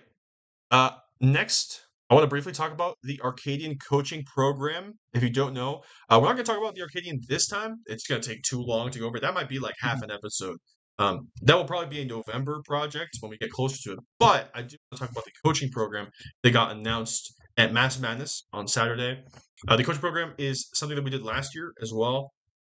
It is basically a way to connect New England PR and former Arcadian winners or ineligible players for the Arcadian with Arcadian eligible players, which is everybody else. And it's a way to just coach with them, pair them up, and get somebody to work with for a month to prepare for the tournament. It's a really fun way to get engaged and get involved. And we've gotten some former players that like nobody really talked to get involved, like Squibble randomly just kind of was like, oh, sure, I'll help out. And he's doing it again this year too. If you want to sign up, I will say slots are basically full at this point, but if you want to try and sign up, the form is still on our Twitter page. You can go check it out. I think you did we did it last year, Groggy. I paired you with me. Do you want to talk a little bit about Yes. like how I've that like what you thought about it? I think it was a great program. I think in that time I improved more than I ever in that what was it like 2-month period. I improved more than I have at any other point. I think anyone who has the opportunity to have one of these players coach them, it's like it will be great for you. And it'll be fun. It's fun. You get to like learn how to improve, and Yeah, maybe you can do, maybe you can make a run at the Arcadian. maybe. Yeah, we have a prize for the person who makes the most upsets by seed, basically, or upsets their seed by the most. $200 to split with your coach. It's pretty fun. We're also prioritizing this time around folks that didn't do it last year because there is just so many people that do this thing. So yeah, it's just I'm just happy to bring it back and happy to be doing it again. So all right, let's move into our next little game here, which is next season stock risers. For those of you who don't know, we did this last time as well. We'll be drafting.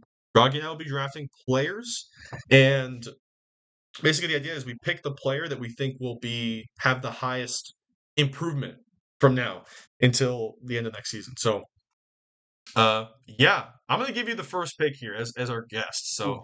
go ahead. All right. This is tough. For my first pick, I'm gonna go with Oz, Okay. who I believe will, if not, if he doesn't make Mass PR this season, which I believe he's on the ballot, or he will be on the ballot. I don't know. Probably. I think he will be on Mass PR next season for sure, and if not, taking a couple punches at New England PR. I think he just has that level of intelligence, that level of talent, Okay. Good first and pick. he loves his character so much. He does love his character. In fact, speaking of the character, I'm gonna match you, and I'm gonna get my homie again, Lottie, as my first pick. Okay. I gotta get her back. As much as look, I hope one of y'all don't steal her from me at some point. Maybe she just gets too good and I don't have to pick her anymore. But she's my first pick for these stock risers. She just did amazing this season, and I think she'll do even better. So first pick, go ahead. All right. For my second pick, I'm gonna go with Andrew. Okay, New Oxford, New Hampshire. Hampshire. Yeah. Yeah. So I think Andrew just has this potential. He's super quick. He's super smart. He's already improving at an insane rate. I just think, I mean, he beat Oz. He beat Bumper. He's really good against Falcon. That is funny. There's no I Falcons in think New Hampshire. Except for not Love one. Shack. Well, Love there's Shack. Golden. And Golden. Gold. Oh yeah, Golden. But I don't know if there's Golden that much. But yeah. I don't know. But yeah, I think we'll see some pretty big improvements from him. Okay. My second pick, the person that scared me the most at Mass Madness this past weekend, Gambit, the Yoshi Fox Ooh, player. that's a good pick. Gambit, when we played that set, I swear to God, I know he's watching. Sheesh, if I didn't win game 3, I don't know what happens in that set. I don't know how I won, but I did. That's just how it goes. But he's improving so fast with Yoshi. It's wild. Like I just don't understand how you get that good with Yoshi that quickly. He just cares. He loves his character, and that's what you need to improve with Yoshi. So Gambit is my second pick.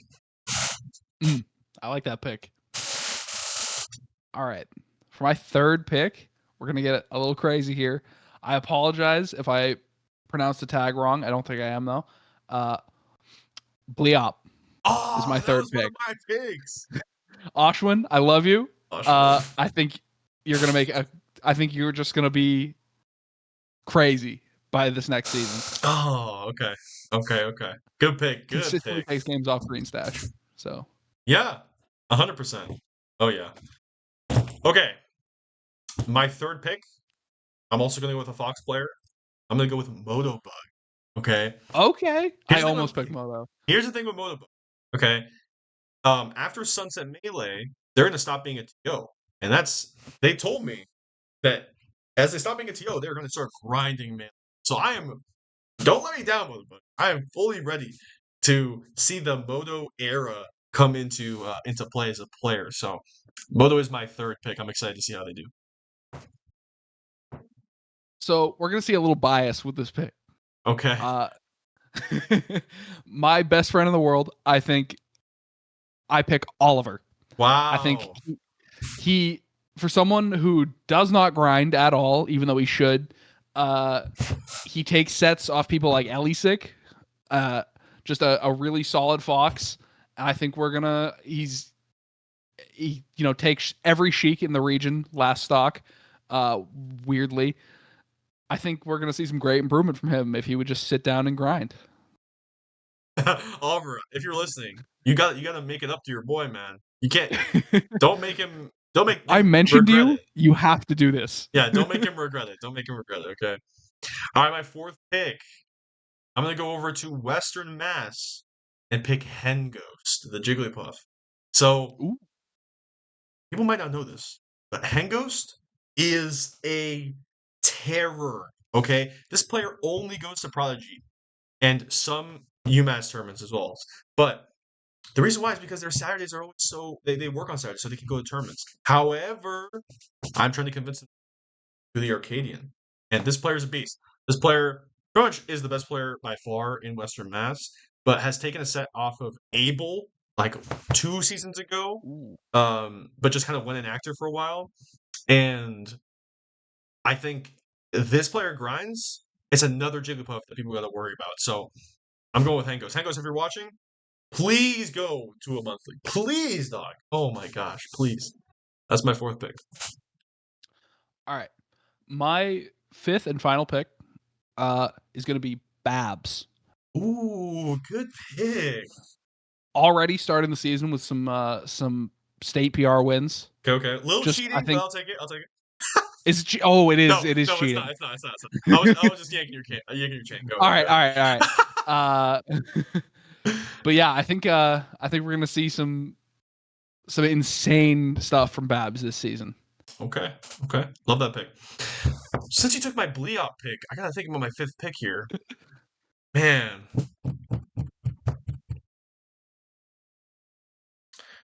Okay. Okay. Man, I have to think about who's actually gonna keep playing the game. Okay. I am going to go. You know what? I'm gonna say F it. I think I have a good core with my first 4 picks. Fifth pick is gonna go with Padre. We talked a little bit about him. I swear, if we get him to a couple more tournaments, that man will beast mode up. I'm just saying, bro. I am just saying. I think he even took a I game like off that pick. David actually at some point at one of those bit bars. So That's right.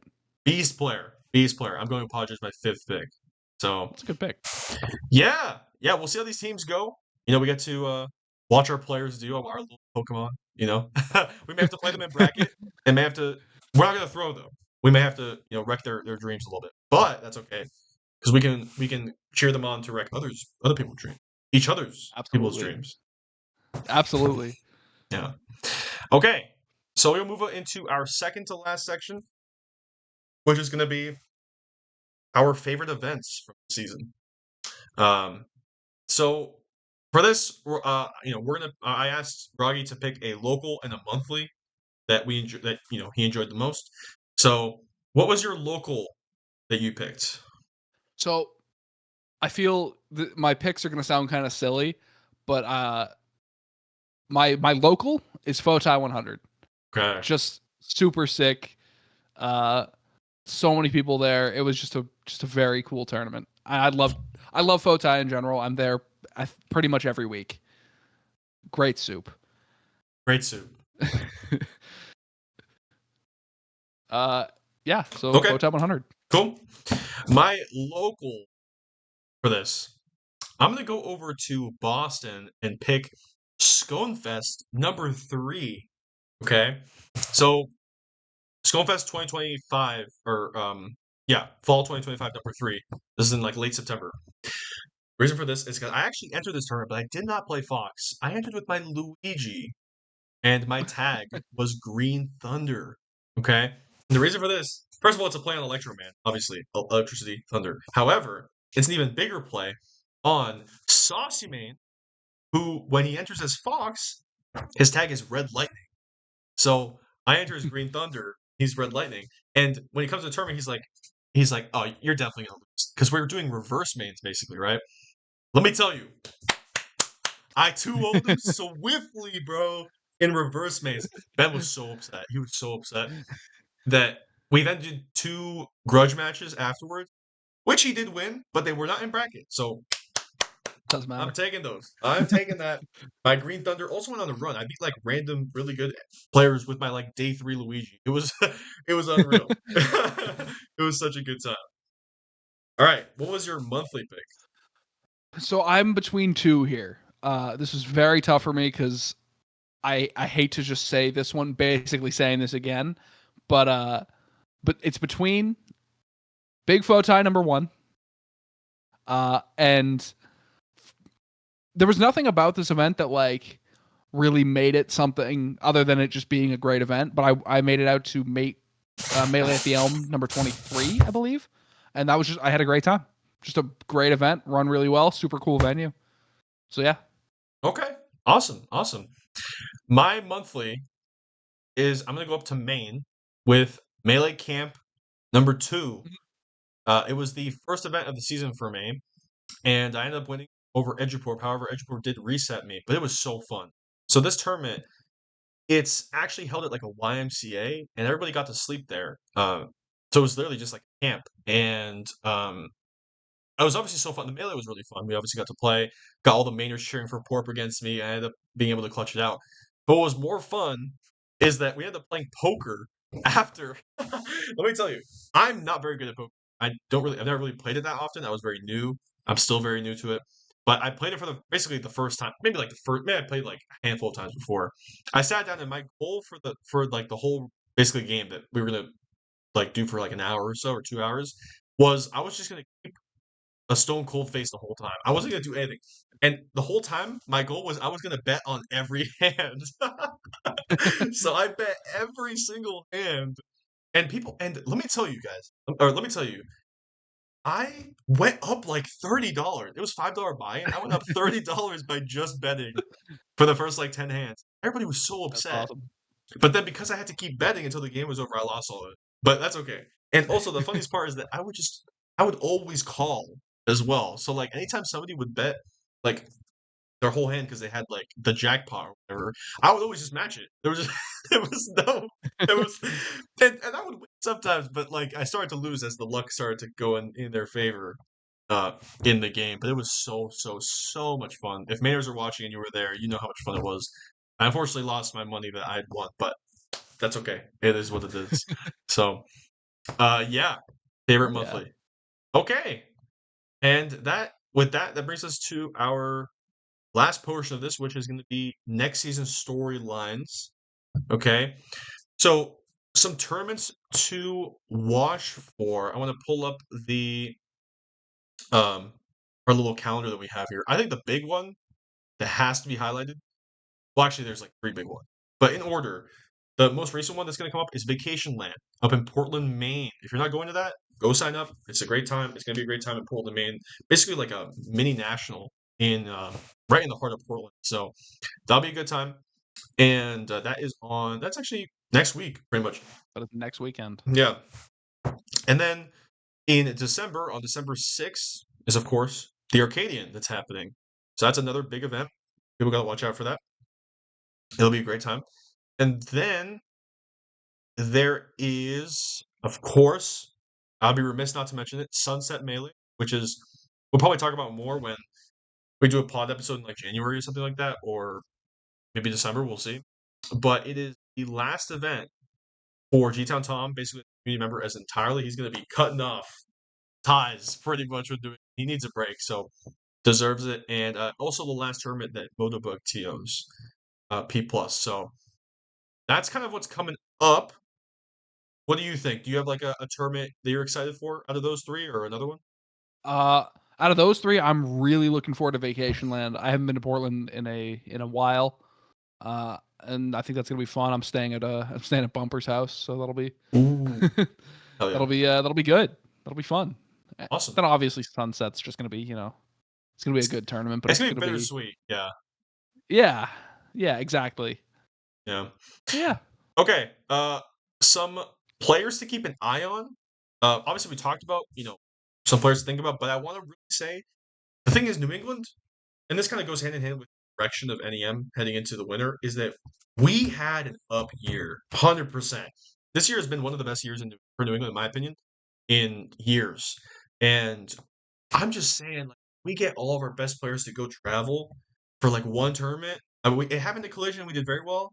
If it happens again, man, I don't know. I don't know. Like, we could kill it. And I think that I just want to see like people like Tommy and Nario and Eduport like people get to play them because nobody ever gets to play them. And I think that would be super fun to watch. So definitely keep an eye on them if they go and travel. Do you have any any thoughts about a player that you're interested in seeing how they do? I just pray that Tommy goes to more. I mean, he got, I want to say 12th at Quebec Cup at like an out of region tournament. That's like Ninth, I think. Ninth. ninth. Yeah, that makes more sense than I think I looked at. I don't remember. Um, but yeah, just insane like out of region placement. And yeah, I don't know. I would love to see Tommy just continue competing Oh yeah. in region and out of region. Facts, facts. He now is he's the guy to beat now at Mass Menace, the next Mass Menace. So is someone gonna break his streak? Who knows? Who knows?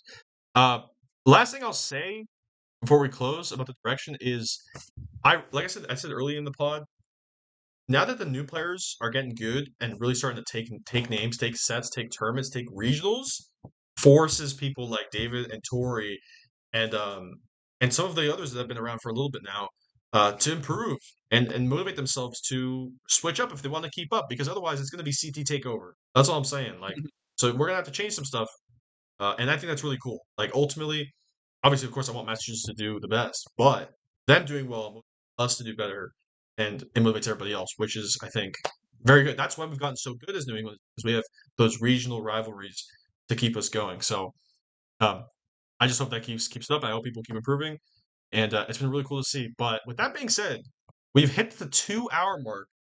Rocky, good stuff, dude. We finished. How did you feel about your first podcast on here? It was scary, but I really appreciate you, inviting me to do this. Oh yeah. Oh, yeah. I hope people like it. Yeah, I think it's been a good time. It's been a good time. I hope people enjoyed it.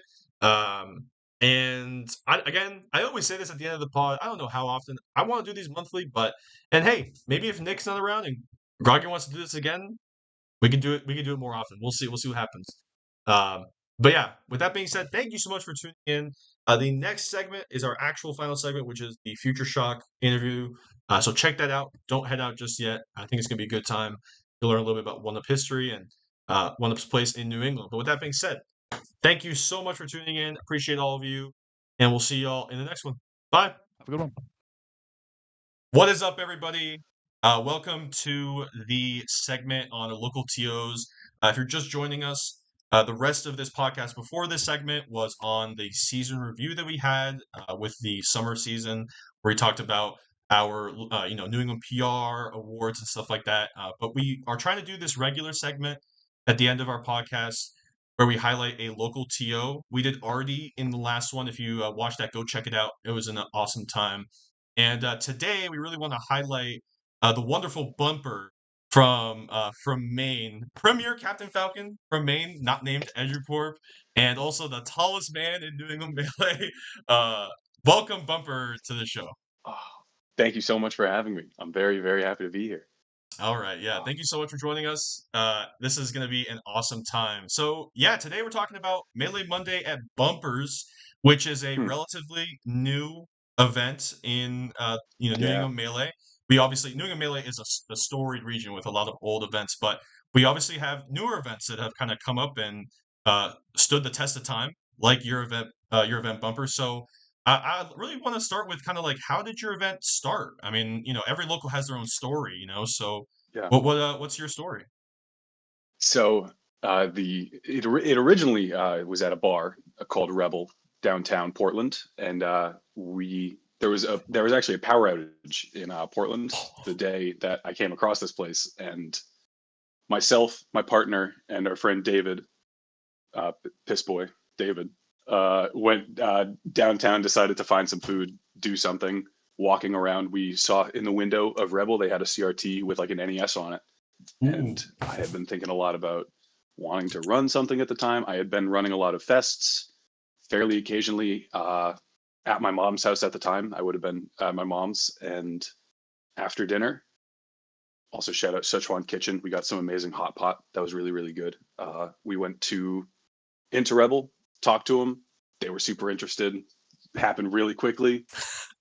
Tournament probably fired within the month, and then went through the summer. They closed. It was a lot of really good times. I think we fired like give or take every week, maybe like two, not two. We couldn't, but it was a Wow. really, really, really nice time. I'm super grateful to have had that. They closed down. I'm still at my mom's. We run a couple there, and then I move into where we are now, where we host it now. I'm living with Ifu and Ethan Icarus, all main homies, all Smash players, and we moved in, and it worked out really, really well. The spot is a fantastic venue. I think it really works well for socializing, playing Smash. There's a lot of space. It's really good. There's a few separate rooms. It works out all really, really well, and it's been awesome to be more a part of the scene in Maine outside of just being a player, which I love doing. And it's awesome to be able to run the tournament and compete in it at the same time. It's like it can be a lot, but it's very, very, very, very fun. Nice. Yeah, that's awesome. I think it's really cool when folks something happens to their local, but then they don't give up. They're like, we still want to play Melee. We want a game. So Yeah. I think it's really cool. Did you find like that it was like a struggle to switch over, or was it just like okay, all the same CRTs, all the same consoles, or did that stuff was that owned by the venue? Was there any like trouble there when you transitioned?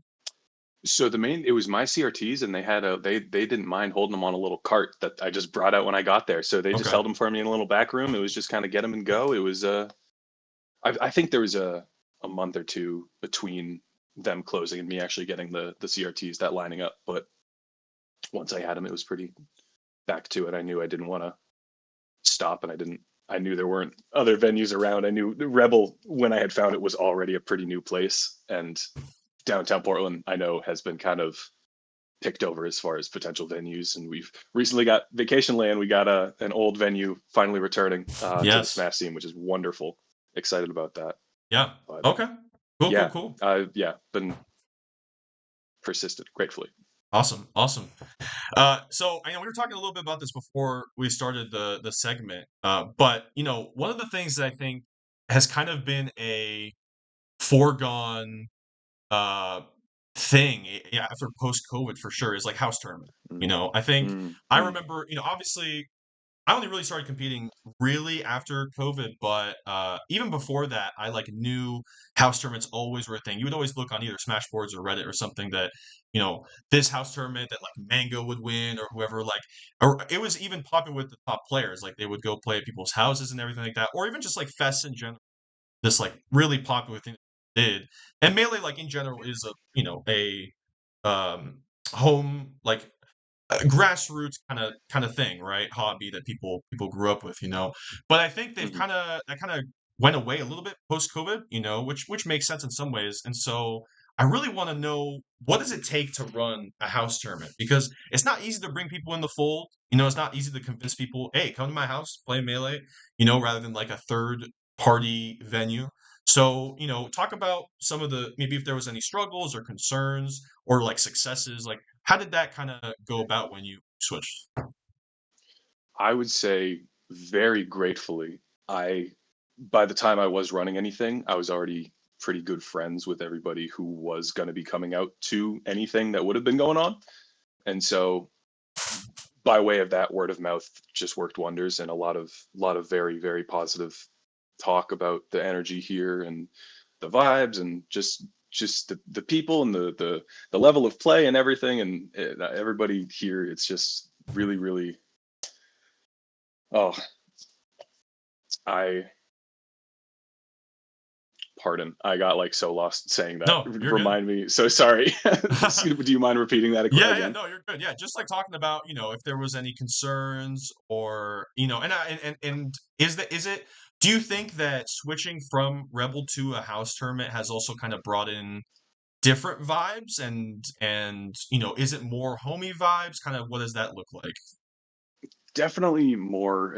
I didn't feel much in the way of hitches uh, getting in the way. I think the only thing that was really different was, you know, parking is easier. You don't have to feel tempted by buying food or drinks, and it's I don't know, it's still a little lower key. But no, I think it was all really, really, Really good. yeah, really good. I don't Awesome. know, just getting the TVs. We have a lot of space for it. It just kind of works out really well. Gotcha. Does it ever like mess up with y'all's schedule though? Because it is a Monday night. Like, I mean, if people got work, I know y'all got to sleep too. It's the truth. It's the truth. See, we do have neighbors, and we do have a 10 p.m. quiet hour, so we can't be running stuff too late. That helps. But I've always had Mondays and Tuesdays off for as long as I've been running this, so it works out for me. Um, as far as our roommates, Ifu's been really tied up with school. Ethan's been working a lot, and his schedule's already really spotty, but he comes out when he can. Gotcha. And otherwise, I've actually found, compared to Wednesday, the other local that we have, Mondays have been a little more open for people generally. Awesome. Cool, cool, cool. All right, cool. So I really want to know. I feel like at a house tournament, there can be a lot of really interesting moments that can happen. I think, or just tournaments in general. And so I'm curious, has there been like a moment or moments, if there's multiple, that you can like look at and you're like, man, like that was killer. Maybe there was like a really hype grand finals. Maybe somebody like, I don't know, made a really funny joke or something. Like, what's the most interesting moment or a couple moments, if you can't pick, that have happened at your event? I actually hadn't even thought about it until just this moment, but there was 2 or 3 brackets ago. We decided the grand finals. Normally, it's just the big TV. Everybody kind of like looks on the side. But we decided to do plop it in the center of the living room. Everybody just kind of sat on the couches around it, and everybody was just kind of chilling, talking the whole time while they were just playing grand finals. Super, super fun. That was Stacy's stepdad and Miranda. We're Mm, putting that one on. Freaking great always. But honestly, probably the most exciting moment that we've experienced, to me, was honestly just this last Monday. We had a bounty put on Miranda, Oh, $50 to anyone who can beat him. And the homie wow. Throne Butt normally cannot make a Monday workout. He's tied up with D&D and some other busy stuff. But this worked out. They played really good round one set, or excuse me, good winner side set. Game 5, he went. I'm pretty sure it was, excuse me, a game 5. Ellis wins it. Amazing, exciting. Friggin' loser side. Ellis wins 3-0. My goodness, a lot going on there. It was a very very cool. Felt like a little revival because I haven't been able to run this for like the last month just because of a lack of numbers. But that was a it's probably recency bias, but I No, really, that's great. really, that moment stands out a lot to me That's awesome. as far as like specific moments. Other than that, like getting to meet new people and have out of state players come through, and random people who I meet, like I'm wearing a Melee shirt at my job and they're nearby and they're like, "Oh my gosh, you played? Yeah, come through. It's great." There's a lot of good local energy. It's a lot of camaraderie, and I like That's being awesome. able to be a, a hub for that. Is cool. That's amazing. Yeah. That's actually my next question, which is, locals, it's more than just the tournament. It's a community. It's bringing something. Mm. It's bringing something together. It's more than just a bracket. It's organizing people together, spending time together. And in a state like Maine, where it's just so huge, you really have like players all over the place, all the way to the top of the state. Over obviously in Portland, of course. So what do you think like your local means to and this is where I think it's okay to be a little bit like, oh yeah, my local's amazing. Like I definitely want you to hype it up. I would love that. But like, what does your local mean to Maine, Southern Maine? And I know you said new people are coming in. So like, what do you think it's kind of brought to the scene over in Maine? I mean, a freaking local back to Portland first and foremost. That's been the most exciting thing. There's been nothing like really close by. Growing up, I wanted to always be able to play Smash, and there was nothing too close by. But it means a lot to me. This tournament means a lot to me personally, as someone who cares a lot about this community, the people in it, everything going on. It like really is a blessing, and I've had it. It's been echoed. I think it's really, really just like, I don't know. It just feels like a social gathering. It just always feels like friends getting together when it's here. And then the bracket is also just happening, and there's all that going on, and everybody just ends up chilling at the end. It's always just so lovely. And That's awesome. yeah, it's hard to speak for what it would mean to other people, but I know there's a lot of other people who are very happy that there's something so close by. Because especially this part of Portland, even just in Portland, there's so many players, but this part of Portland is kind of a little extra concentrated. The nearby like neighborhoods, there's a few players. It's been very, very cool for that. That's regard. awesome. And I think it's I pay attention to a lot of different scenes, obviously in New England. I try and stay tapped in as if I can. And I think, as you've also been around for a couple of years now. And I would say, maybe you disagree, but I would say like the main resurgence has been kind of like wild recently. It's been steady ever since I've rejoined the scene. It's been nonstop. I think that every single level, the floors and the ceilings are getting better and higher. It's really been super cool to be a part of. Because joining, I got back into it 21, 22. Definitely one of the weaker states as far as New England was concerned, and now we're starting to. I don't know. I don't think about those rankings, but I think we're a very strong state now. I think we're far better than we were before, and I think we are only showing our potential for further growth. And at every level, it's great that we're getting so many good players, and the PRs have been so contentious and so competitive. It's great. Yeah. It's been awesome. Is there a player that you can highlight, or that you remember like going to the first like Melee Monday at Bumpers, or even before that, that you were going to that you saw like come through, and you were like, okay, it's a newer player. It's cool to see them getting involved. That now is like just always there, consistent grinder. Is there somebody you can point to that? Well, yeah, and sadly he's no longer here. Ferrari has been an Yeah. incredible presence in Maine. Now he's in Massachusetts. We stole miss him. you, We stole Ferrari. him. I am very happy for all of you. I know he and Coase are getting a lot of good practice in. Freaking yeah, he takes that. I want to say it's like an hour and a half drive in Maine to make it to another tournament in Maine. Very consistently, very often, a couple times a week he would be doing it, I'm sure. And he's grown a lot. We've been playing for I want to say 2 years now. That feels right. And he's grown just like crazy. And he's now trying some Peach out. He's doing a lot of different gameplay, different styles, and it's very, very awesome to see. He's gotten a lot better. That's been awesome, and his support has meant a lot. He's a really good dude, good friend. So yeah, big shout out Ferrari. Definitely shout out. Definitely shout out. Yeah, we definitely. I feel like Massachusetts. First it was Duffy, now Ferrari. We're just taking all the Fox players. Yeah, I miss Duffy so much. Ferrari, I believe, is well slated to return. I think y'all got Duffy. I'm sad about that. Yeah. He got hitched and he's chilling now in Mass. We miss you, brother. We miss you. Shout out to Duffy. All right.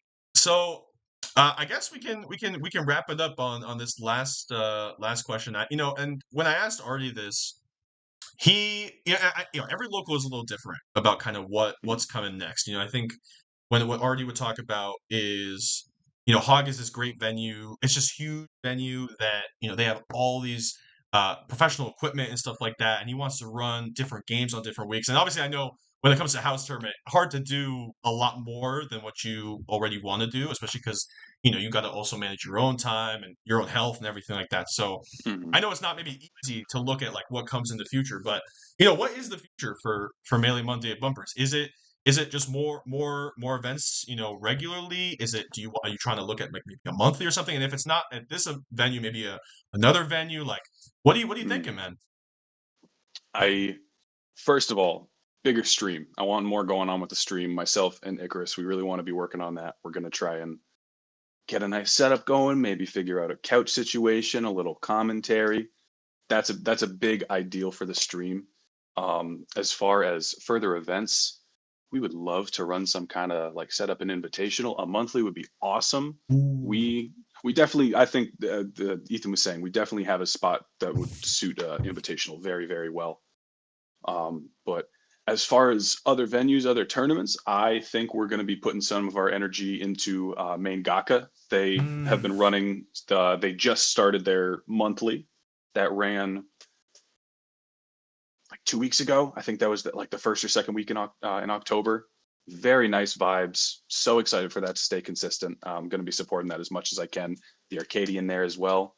Really, I'm just looking to. I want to be consistent with the weekly. I want to figure out streaming a little more. I want to hone in on that, and I want to up the production a little bit. We're gonna get a microphone, big fancy microphone or something. I love it. Got to sort that out. But most of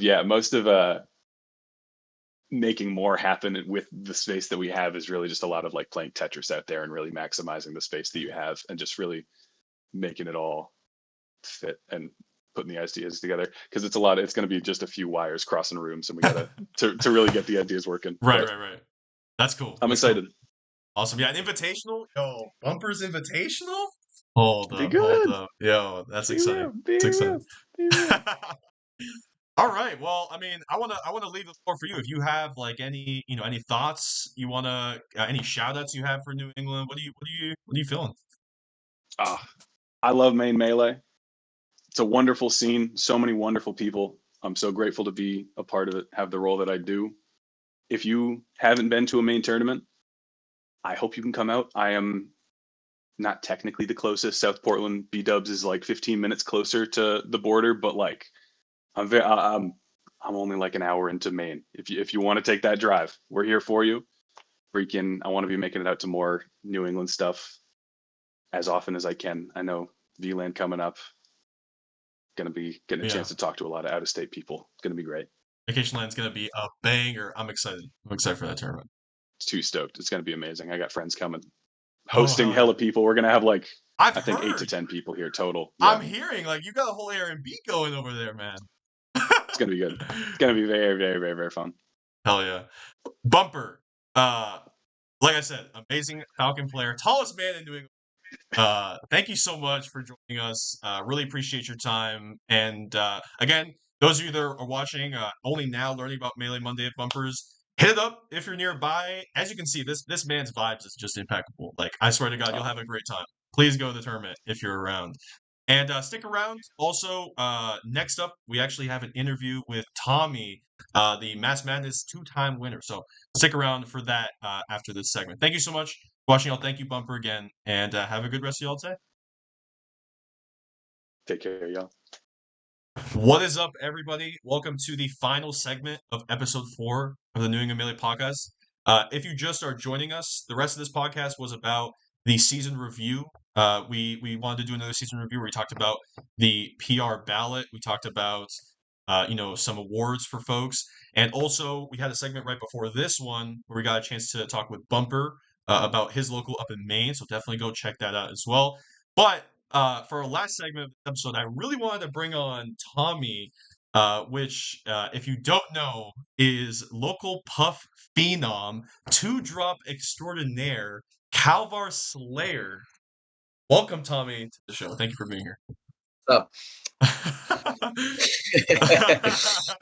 Yeah, welcome to the show, Tommy. So if you don't, those of you that don't know, Tommy won the last two Mass Madnesses, and we wanted to bring him on the show, get to know him a little bit. We feel like not a lot of people know who this guy is, who's just owning everybody. So, well, let's kind of just start to get into it. So first of all, the first like time I heard about Tommy, heard about you, it was probably like I don't know if it was January maybe or December.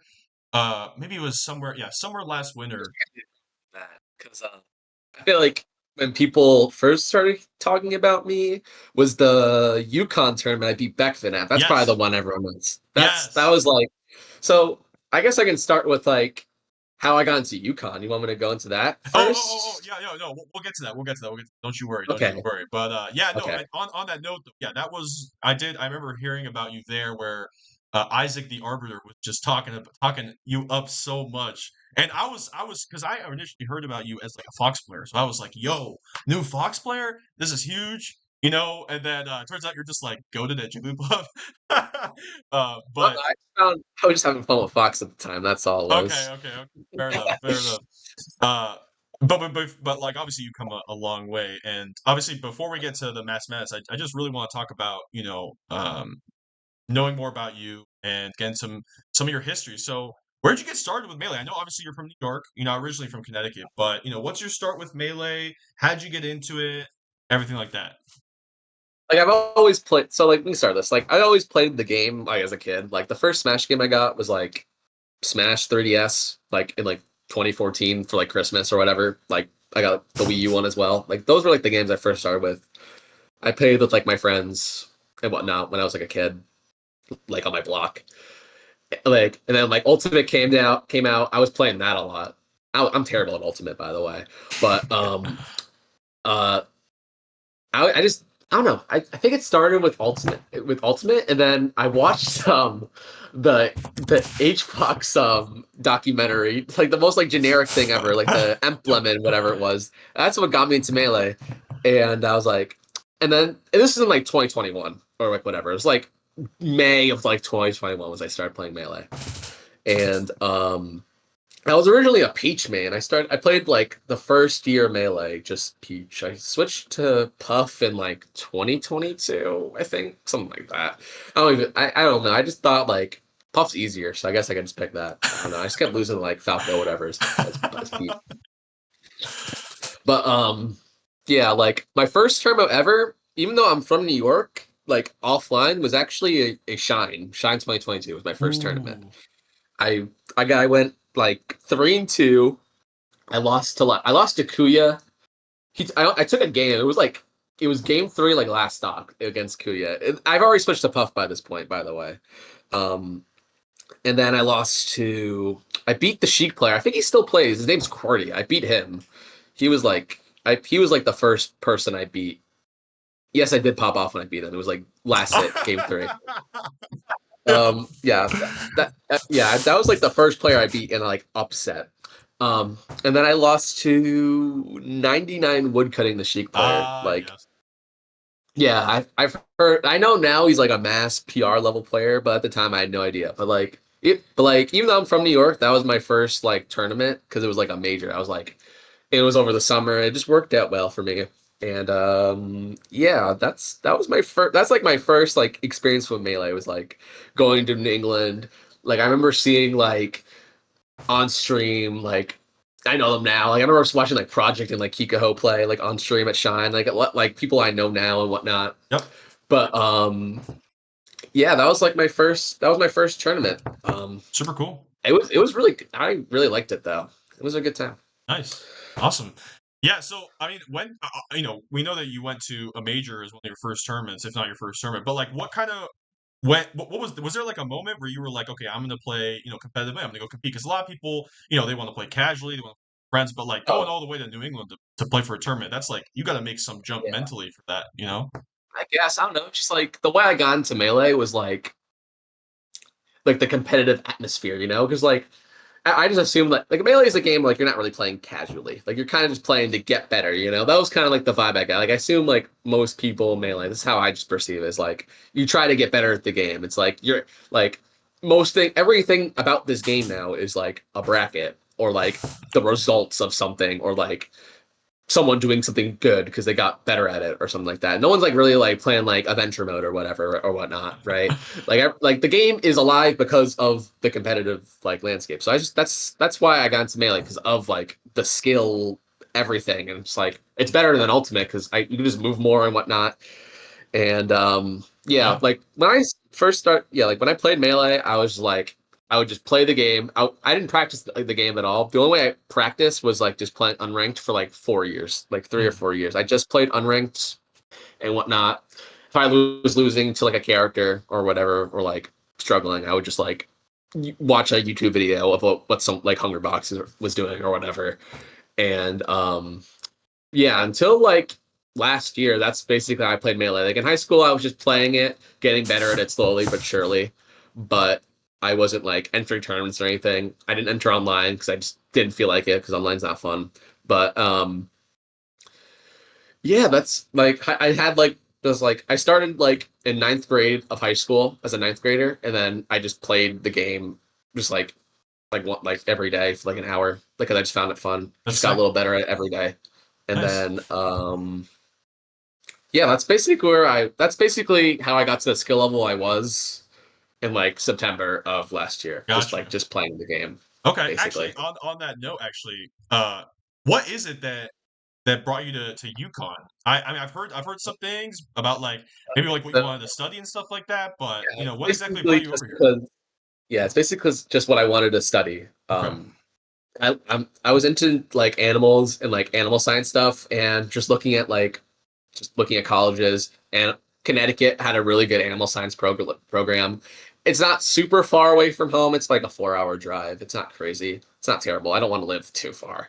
Like the other options were like an upstate school that was like 8 hours away. That felt like it was too far, too Yeah. close, too far away from everybody. Like it's still like in driving distance for like my family and like my friends to come up and whatnot. So it's good. I think it was just a good choice. The animal science programs here is really good. I'm I'm technically in the 2 year, but I'll probably be able to transfer into the 4. Um, Once the semester ends, I'll be able to be in it. Cool. Um, um, but yeah, I just really just chose it because of just the animal science program. That's That's basically awesome. the reason why, and because it's closer to home. That's kind of Nice. the reason is. Cool. Okay. So I know you mentioned your, that you switched to Jigglypuff because she was a little easier, and you watched this HBox doc. But like, what keeps you sticking with Jigglypuff, or like what throughout the years, a lot of people end up switching different characters, but like it seems like you've stuck to Jigglypuff since then. So what kept you there? I don't know. I just find her fun. That's all it is. It's like like part of it is because like she's easy. I liked watching Hungrybox, and she's just fun. Those are the only reasons why. Like honestly, it's just like, and she's good. Like I think Puff is like pretty good. Probably like the second best character in the game. Maybe Actually, the best. wow, Yeah. Like wow, like like if you want to like if you want my Puff opinions on like stuff, like I think Puff goes Evo Fox. I think Puff beats wow, Marth. I think Puff beats Marth. whoa, yo, some hot takes. Okay, damn. Like if you're playing good, like you should like Puff should beat Marth, and if you just rest Fox a bunch, it's even. Dude, So, you gotta talk to HBox, man. That guy thinks everything is Doomer, man. well, yeah, because he loses to Zane and Cody every time. So I don't know. I don't know. Okay. Fair enough. That's sick. But yeah, if there's any like melee hot takes, that's mine. So Okay, yeah. fair enough. You mentioned the pop-offs, okay? I think you gotta answer right now, dude. Dude, you pop off genuinely. I know we made a meme about it. Isaac made a meme about it, but like you're genuinely popping off against everybody. I feel like it is like a respect thing, but at the same time, like where did this come from, dude? So like I used to not do it as much when I didn't care as much about the game, like when I first started or whatnot. But like for me to get into a set, it's got to be like killer instinct, you know? Like I gotta know that like everything's on the line in a way, kind of, and like it keeps me like awake. Like me like talking, like I can't just talk in my head. I can't like think in my head like whatever I'm thinking. I gotta like verbalize it, and then it keeps me like my body awake and like makes me realize it's real. And like I don't know, and like it's like the ultra pop offs or whatever, like the big ones. So that's like just like all of like the nerves and whatever building up. I'm pretty good at dealing with nerves. Like most times it's not nerves. when I'm popping off, but sometimes it is like, but it's like a big upset than it is sometimes nerves because I'm like nerves when I lose, but it's like I lose like a game, like I win like a close game or something. It's just like, and I win. It's like it keeps me awake, and I know it gets in my opponent's head because they're like, "Fuck," they're like, "Fuck, I lost the game," and now he's popping off when he's about to go up 2-0, and he's like 3 seeds above me, and like it's like I don't know. I think it gets people's heads. It keeps me awake, and like I think that's all I really need to do to like. It just keeps me awake. That's I like love it. makes me realize it's real. That's actually, I think that's really cool. That's awesome. I mean, hey, it's I think a lot of people feel disrespected by it, but at the same time, I think other people are like, "Yo, I like getting popped off." Actually, it makes me feel like I'm actually good. It's how you just I don't know, just how you feel about it. It's not really. I don't even say it's disrespect because I don't know. I feel like a big thing about melee is like respecting your opponents. Because like once I've learned over like the past year, it's like you really can just lose to anyone. It's like I'm playing like Xana tipped off, and it's game 2 last stock, and it's like, dude, I'm like there's like a 100 seed difference, bro. Like you really can just lose to anybody in this game, and it's just like just because you're like seeded or perceived better, it doesn't mean you can't lose. You know, that's just how I like to live. That's how I've learned. Actually, that's a good segue because I feel like, I think we talked about this before off recording, but I feel like you are, out of everybody, the best New England players, maybe even throughout everybody in New England, to be honest. I feel like you're the biggest studier, student of the game. I feel like if I throw that term around, but I do think you are like student of the game, really, from New England. And what I mean by that is like you really don't like you will study like whoever it is, loss or not, you're going to be prepared. And I think that's just like so unique. And the one that really stood out to me was at Wavelength, where, you mentioned this after your Mass Madness when you beat Tori. You said that, after losing at Wavelength to Tori because you were about to hit a rest, but then something happened on Stadium and you missed it. And it like hurt that like you lost that chance. You remembered that set from a year ago. Not many people like think about stuff like that, but you were ready, you're prepared. Like, what is that? Like, what motivates you to put in that much effort, like, then to prepare? Because I don't know. How do I word this? I remembered it because that's like when I'm about to win the game or whatnot. It's like I've been in the spot before. I know what like mistakes I know I shouldn't do. I just gotta trust what I know. But the reason why I study so much is just like it just makes me feel comfortable in a tournament. Like it eases my nerves in a way. It's like if I'm prepared for somebody and I know a general idea how to like beat them, it's like why would I really be nervous to play them? Like it's like all right. It doesn't even matter who it is. It's like it could be like Zane or something. It's like okay, if I know I have a good game plan and like whatever, it's like why would I really be nervous? It's like for like it's like the only time I get like super nervous in a bracket is like right when I'm at a big upset on a person I've never beaten. That's like the only time I'm like I get like incredibly nervous. It's like when I'm playing like when I'm sitting in grands like comfortably or like winners finals or whatever or like it doesn't really matter what spot. It's like I know like if I just stick to my game plan, why should I be nervous? Like there's no reason to be nervous if like there's no uncertainty because like all right, I know like this situation has happened before. I VOD reviewed this. I saw the situation. I know what to do here. So like I don't need to hesitate. I don't need to overthink it. I just gotta do what I just gotta trust what I know. Yeah. So that's usually what I like to do. It's like, all right, for example, I've seen like, I don't know, Calvar forward smash 4 times. And like why should I be nervous about like getting hit by that? Because I know it's gonna come. It's gonna happen eventually. He's gonna do it. So just like getting top plat camped by like a Sheik for the 15th time. Like, why should I be nervous? It's like I know they're gonna come down in fair eventually. Like, I don't know. Like, it's just the way I feel. I like to feel prepared like before going to a tournament. It's like why like if I'm gonna go to a tournament, it's like I should be and like aiming to do well. I should be fully prepared and be giving it my all. So like that's why I respect everybody I play. I prepare for everybody. It's just like it benefits like it all comes like a full circle. I prepare, I don't feel nervous, I give it 100%, I give everyone respect. It's like it's all just a combination of things that like lead to good things, like just That's healthy practice. Yeah. Well, the thing that's most impressive to me is that like that's not like normal. You know, I feel like a lot of people they stagnate. A lot of competitors end up getting lazy with stuff like that. That's like, and also it's like something that more experienced people will do. But you're like fairly new to competing, so like, is that a skill that just like you randomly got good at? Is it something that you learned somewhere else? Where did that come from? Just what do you mean by that? Like just like practicing and like Yeah, like being always like prepared. doing Like other things? yeah, like having the wherewithal and the like knowledge and the like maturity, I guess is the best I can describe it, to be like, okay, I'm gonna travel, I'm gonna prepare. A lot of people don't treat it like that. They don't put in the hours. They don't put in the time. They're just gonna spam unranked. You know what I mean? But it seems like you have those skills. I mean, how did those come about? I don't know. It's just like I don't know. It's just like I didn't do this a year ago. Like my results were kind of just like whatever, and like I would just show up to the tournament like, all right, I could beat this person, but like I don't really know how to beat them. You know, like all right, let's say I have to play like Glock. All right, I could do it, but like I don't know what I'm doing against Game and Watch. Like I don't know. It's like, and then it's just like, why would I spend like $200 on a tournament if I'm like, let's say like when I went to Quebec Cup, why would I spend $200 and like try to go to this big bracket if I'm not going to try to do good at it? Like, what's the point of showing up?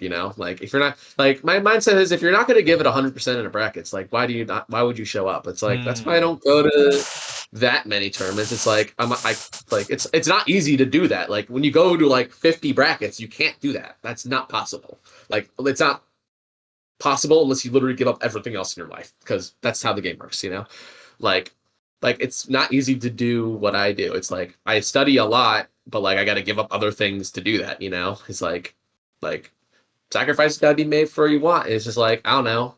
I saw myself like get ranked like whatever I got ranked in the last year. I was like, man, it's like I don't feel like I gave it my all when I got ranked at like the start of the year. Like we could talk about like my blemishes or whatever later of like melee, but like when I like went into like I don't know like like Giga Hog like earlier this year, like in January, like I went there and I was like, all right, I could beat like Nariel, but I didn't practice or study to beat him at all. I just thought I was like, oh, I could do it. It's a good matchup for me, but then I just lose. It's like because I didn't know fully what to do. So like Yeah. and then I lose to like Big Buffalo. I'm like, all right, I could beat him, but like I didn't practice at all versus Fox. I just showed up and played. Like I probably played unranked the day before, like you said, and praying for the best. It's like that's not what you like. If you want to be good, like you should probably go figure out their habits, go practice against the Fox, go do like a good practice routine or whatever. Like you probably that's how you if you want to get to like a good level, that's what you want to do. Like not just pray like someone's playing bad, but like pray not someone's playing bad, but like just beat them convincingly even when they're playing good. You know what I mean? Yeah. Because you're not just going to get them on a bad day every day. Yeah. Wow. Honestly, I feel like you're just like mad humble, dude. I'm telling you, it is not, I think, normal for most people to do that. And it seems like you have it down to a science, it seems like. And I have heavy respect. So that's awesome. That's awesome. Yeah. All right, so I want to move on to we talked a bunch about your history and everything like that. I really want to talk about Mass Madness. Okay, so for those of you that don't know, I just want to give this little stat real quick. The last time that we had a two-time winner in a row that was not named Calvar, okay, because obviously Calvar's been beasting for a while now, was Crush in 2017. That was 8 years ago when he won Mass Madness 14 and 15. After that, just David was able to do it, and nobody else until you did it at Mass Madness 53 and 54. And I want to start with Mass Madness 53. This was like probably outside of All-Star All-Stars 5, probably the most stacked tournament this season in New England. It's hard to prepare for a tournament like this. I know you were also seated fairly low for when winning the tournament, right? So, and we talked a little bit about preparation. What did preparation look like for this? And I think it had been a little bit too before, like since you had traveled for a Mass Madness or maybe like a It was tournament. actually my first like real Mass Madness ever. There you go. Yeah. So what did preparation look like for that kind of tournament? All right. So like going to that tournament, I felt like I was underprepared to be honest with you. But like so what I did that week was like I have my practice partner Relaxin. I play him like his Fox for like an hour. That's like my only time like I'm playing like Slippy Melee is like that. And then the rest of the week, I think me and Abel did like some VOD review on Marth, and then we drew some conclusions there. And then I'm just thinking about, I just look at the attendees and I'm like thinking, all right, who am I gonna play? And like Tom makes this easier for me because I know I'm not gonna play like someone I've already played. So I'm not gonna play Ember probably like early. I'm not gonna play Green Stash because I already played them that season. I'm not gonna play a Bowser, so I don't have to worry about that. So and I don't have to worry about people in my carpool or whatever. So I don't have to worry about Ganondorf. So I don't have to worry about the random matchups. I'm like, all right, then I gotta focus on the general one. So I was like, all right, so I gotta focus on Marth, Fox, and Sheik. And then I'm like, all right, so I probably should watch something about Tori and Evening Star. So I VOD reviewed Tori and Evening Star, like just like their play styles before the tournament. And then since I already did the Fox practice, because Fox is like a matchup you could study for, but it's like mostly just a vibe matchup because like every Fox plays so different. So it's like you can't really study. Like you can study a Fox player's habits, which is really good to do, but it's just not really something you can have a full solid game plan on because no game plan on Fox is going to work on everyone. Because like some Foxes are just going to grab more, some Foxes are going to up smash more. Since he's probably the best character in the game, it's just gonna you can just get away with just doing the same broken options over and over again. So. True. Yeah, and then Marth is a matchup you can do that in. So I just studied general Marth stuff. I was doing bad I was doing bad in like I wasn't like staying on the ground or whatever. I was jumping or like into forward smashes or whatever, and like I should focus on that. I don't know, something like that. And then yeah, I feel like Mass 53. I learned a lot about myself. Like a lot of things. It was kind of an accidental one because like a lot of things just came together. Because like for one, I learned that if I do 2 events, I'm really bad. Like I was late to doubles, and so I missed doubles, so I only did singles. That helped a lot. One, I took like these painkillers, these Japanese painkillers that like make me like really locked in, and I never took those before, so that helped a lot. Okay. And I also just like sometimes I'm like I'm like this is a really bad habit. This is probably the most important thing is that like during sets I was just like after a set I would just like go sit on the setup by myself and just play the game by myself. And I think like that just warmed up my execution, whatever. And like, all right, so like let's say okay, so like my bracket was like what? It was like a Luigi into Future Shock into Artie. I didn't really get to play much in between Future Shock and Artie, so I had to play them back to back. And then right after that, I knew I was gonna have to play Calvar, and I was like, all right. So I just go sit on a setup, and like I'm like, all right, I kind of know what to do. I kind of studied Calvar before, so I kind of know what he does. And what's it called? I just sat on a setup, just thought about Mark stuff, beat up a Mark CPU for like 10 minutes, and then what's his name? What's the main TO that was at Mass Madness 53? Bumper? No, he's a Sheik player, but he's a Sheik player. No, it's not Thronebutt. Boxman.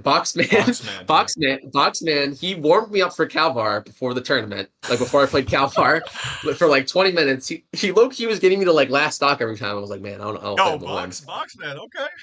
Boxman's Marth, yeah, Boxman's Marth. And yeah, then I go play Calvar, and it was like everyone saw us. It was like last hit out, and then yeah, and then I got a good draw into Evening Star because it was a person I studied, so I knew what to do against Evening Star. And then I got Slox twice, and me and Slox before this tournament, the first hog he was back at, I was there, but I didn't enter because I was kind of tired. But I played friendlies with him for like an hour, and I kind of learned a lot what he does, and I felt pretty confident going to it because I was taking like pretty much every game. So I felt really confident going to that. And I was like, all right, this is a pretty good draw to me. It could have been Tori. That could have been a lot worse or whatever. And yeah, and then I got Slox twice, and then I just won the tournament, I guess. I don't know. I just felt like I just treat like also tournaments like the same. Like I treat like final round the same as like Mass Madness. I thought to myself, I was saying Winter Strike Grand, I was like, all right, I won final round. I guess I can win this. Like I don't know. I just treat it like the same. I don't know. I didn't really treat it like on like a bigger scale. Like if I ever like won like a big regional, I'm like, all right, I guess I won like Yukon. I guess I can win this. You know, I've been in Winter Grands before. I don't know. That's how I just treat tournaments. Wow. Yeah. I mean, I think it's very cool. And I know you just said you know, you were lucky to get a lucky draw to get Evening Star, but I actually also think that it's you know what they say, like it's like luck meets opportunity kind of thing. You practiced for Evening Star, you were prepared, so not even just luck, Yeah. you were ready. So you gotta. I just think it's again, it all comes together. It all puts you into like you said, a healthy bracket, healthy mindset, and that's really cool. That's what you need to win a tournament. So well done with that. And then again, like it's just I just don't understand. It does not happen in New. You come back, Mass 54. Now people like they're ready for you. They know that you're a threat, right? You're like a top 4 seed, I think, at this tournament this time. Uh, Right. 3. There you go. People know that you're coming. They know, we got to prepare for Tommy. In particular, people like Calvo who are, slated to win the tournament. So how does your preparation change now? Because before, like, you were probably more of an underdog in subsets. And you said you didn't really prepare as much, but now, like, now you gotta, you have the crown now. You have to hold it. So how did preparation differ this time? Uh, just like I was like going like I feel like I dealt with it well. Like that's why I kind of like dealt with like the pressure, I guess. Like in the other 2 tournaments I entered SSS and Hog, and I did the big. I didn't think I played that good those tournaments because I made a big mistake. I didn't warm up between my sets. I didn't play at all. And SSS was a little weird because I couldn't warm up at all because Conflicts. It was me, Conflicts, Locks in a carpool, and his car broke down like an hour away, so Yeah. we had to get it fixed. We barely made it to that tournament, so I had no time to warm up, and I just didn't do like my practice routine and whatnot. And this leads into Mass Madness 54. So that week after I did terrible SSS, and I lost to like fucking Regex or whatever or some shit. Sorry, Noah. Um, I was like, man, what am I doing wrong? And then I think me and Abel, we did some VOD review on Regex, and we were like, I was like, man, what am I doing wrong? I guess Regex is the god at the matchup or some shit. And then Zach was watching. It was like, dude, Regex is like the same at this matchup. All you did was just like you had no execution. You didn't do anything to do the things you do against Marth. And I watched the VOD. I was like, huh, I guess you're right. And then Abel told me like, dude, there's no point of watching this VOD. Just literally go sit in Uncle Punch and like just practice your execution. And that's what I did for like the rest of the week. I just practiced my execution the entire week. And I did my like regular prep for Mass Madness 54. Like I studied for the people I thought I would play. So I thought I was gonna have to play like Cool Slice and like you again. And I was right. It was supposed to be you, but it wasn't. But I was excited. I wanted to play you so bad, but I unfortunately, know we have fun sets. I thought it was gonna be a good set. Yeah. But I got Conflict. I didn't study for him because I didn't think I was gonna have to play him, but I don't know. I thought he was gonna get someone else different. But for the top seeds, you, Tori, Calvar, Ember, whatnot. So I did some VOD review. Like, all right, I know who I'm gonna be playing. It's like if I want to win the tournament, I have to beat these people probably. So like, yeah, I beat Calvar the last time, but I did some VOD review and like compared myself of what other puffs were doing against Calvar to me. So like I watched Dawson beat Calvar like in a few sets. Like there's a bunch of sets on YouTube you can watch of like him and Dawson playing. And I just watched and I was like, huh, there's like a few things I need to work on. So I wrote down like 4 things I need to work on versus Marth, and that's all I wrote down. Because I usually have like big blocks of notes, but now me and Abel talked about like just simplifying it just to 4 things, and that's what I did. So and then versus Tori, since Tori's like the most like unique Sheik ever in the world. Tell me about it. Yeah, I know. I just mean it's more of just like a player thing, just a matchup thing, because there's no Sheik player that plays like Tori. So I did some like just like bunch of habit things like she likes to do, and that's how I went into that. Was like, all right, she's gonna do this in whatever situation or whatever, and that's when I just the counterplay, and I used like the set versus her at SSS I played. I lost like game 5 or whatever to know what I was doing wrong. And then that I focused on like 3 things I was doing bad in, and that's all I kind of focused on. And I focused on, and then like when I played Tori at Mass Madness 54, like the things that like her habits, like I just saw her do, I was like, oh, I've seen these before. So like it comes back to like, why should I be nervous? Because I know what this person's gonna do. Exactly. But yeah. So yeah, like my preparation really didn't change that much. It's just more like, yeah, I'm not coming in as an underdog, but like, I don't know. It's just like I've always kind of known, like I always kind of knew, like I was like good enough to win. Like I think like a big thing like about like winning big tournaments is you gotta believe you can do it. And I Yes. think I believed I could have won that Mass Madness and the other one. And I did because I believed it. That's a big part of it. Because I believed I could do it. So like, um, yeah, I was like, for one, I have the experience now. It's like I've been here before. It's like, all right, just because like I'm not the underdog anymore to win it doesn't mean like it changes much. I still just gotta like those are like external expectations, you know, like Mm. yeah, like I'm the third seed instead of like the ninth or the 10th anymore, but like all right, but I just gotta, all you have to do to win, technically to win a melee tournament, all you have to do is just play good, you know, technically. So that's what you gotta do. You just gotta focus on playing good. So that's what I did. I just focused on playing good. Like versus like Calvar, Tori, Conflict, Kuro, it's like, all right, yeah, there's a lot of things like I need to do. It's like, all right, I can lose these. Yeah, they're lower seeds or higher seeds or whatever. But like at the end of the day, all I have to do is just like it's just a matchup. It's a character, a matchup, and I just have to focus on playing well. And that's kind of what I just have to do, you know? There you go, man. Damn, simple and clean. I like it, man. I like it. Good stuff. Yeah, and I think the most interesting thing about this season for you is, and I think when you look at all the data from the past season, it jumps out at you. 4-0 on Calvar. Again, for like number one player, perennial number one player in New England. Probably like the greatest New England player post Crush, I would say, pretty definitively. And to be 4-0 on him, and I mentioned this to you before, winning at Quebec Cup, like it's okay, it's one thing to win at Mass Madness, okay, fair enough. But to travel, that far, with everybody else, hundreds of people to play at this tournament, someone like David who has like 10 times more experience than you do out of region that far, that many times, and to beat him anyway, like I don't understand that. That is not easy to do. I mean, what I don't want you to like reveal all your secrets about Calvary or anything like that, but what kind of like how does it what does it take for a player like you to overcome someone that's that experienced? Like what kind of mindset do you have to? Well, like I kind of said it before, it's like with like winning tournaments, it's like I was thinking like, yeah, I won like a final round, and I'm sitting in Mass Madness Grand Finals treating it's like the same thing. It's like at the end of the day, it's like just because I'm in a different location, it's like it's still like this, it's still the same melee, it's still the same game, you know.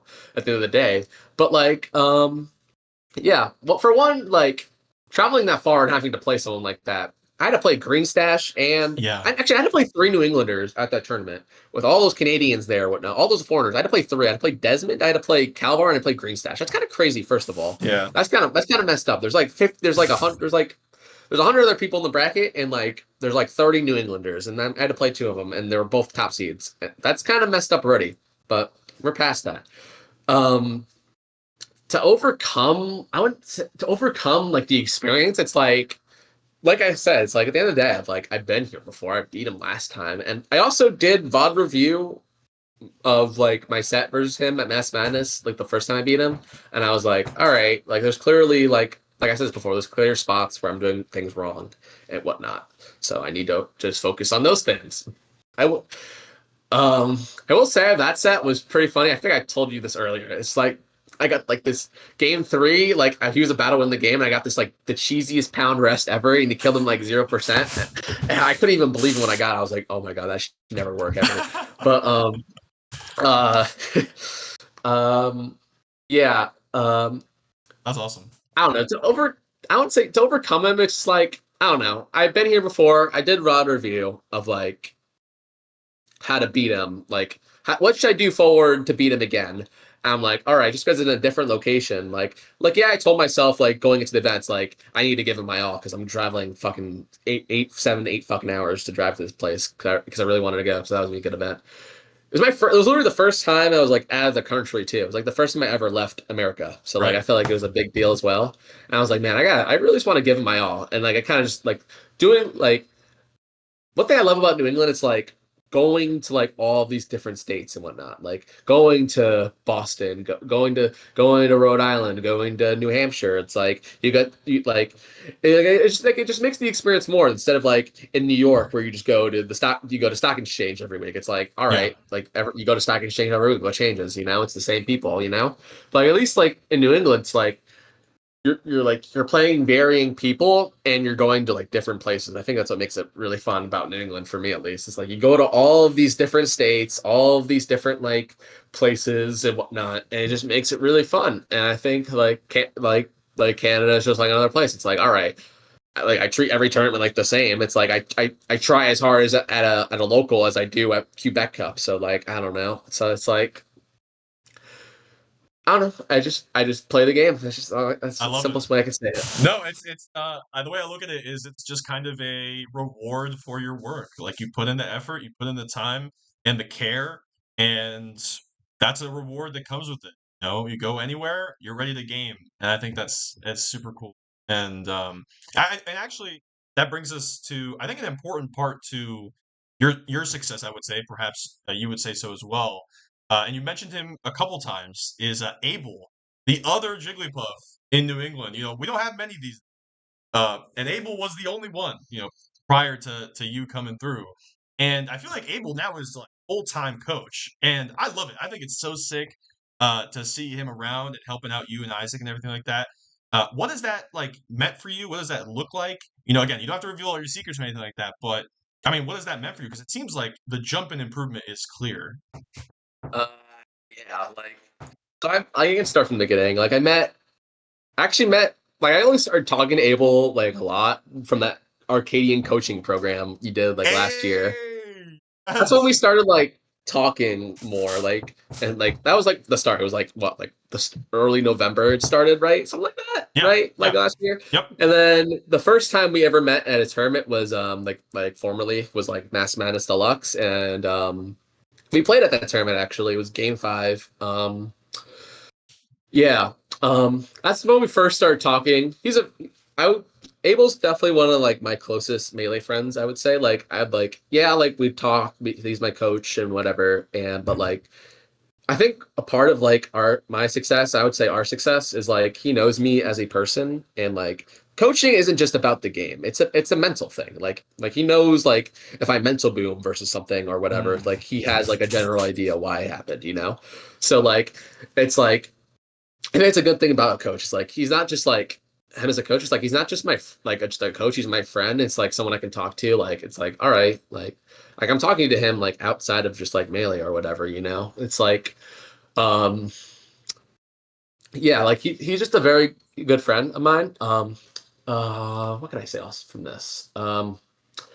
He didn't like he's been technically coaching me since the Arcadian, but like he didn't start being like a super coach until like probably like when he was still competing. We were like earlier like this year, like we were both like going to tournaments and whatnot, like GamerCon or like SSS or whatever, and he was still competing. It was manageable for him to like compete and coach me because you can kind of like help both, I would say. But like once he started coaching Isaac as well is when it came harder for him because then he's managing 2 people trying to coach and then trying to compete himself. And that's kind of and then he kind of just chose to get rid of himself and then just keep like coaching me and him. That's it. Honestly, like it's kind of crazy to say this, but not really. I truly believe this. That guy's still better than me at melee, but Really? You think so? he's still better than me, but he's just got I don't know. I'm not gonna get into it, but he's better than me at melee. Wow. But That is top tier humbleness. Good stuff. yeah. Wow.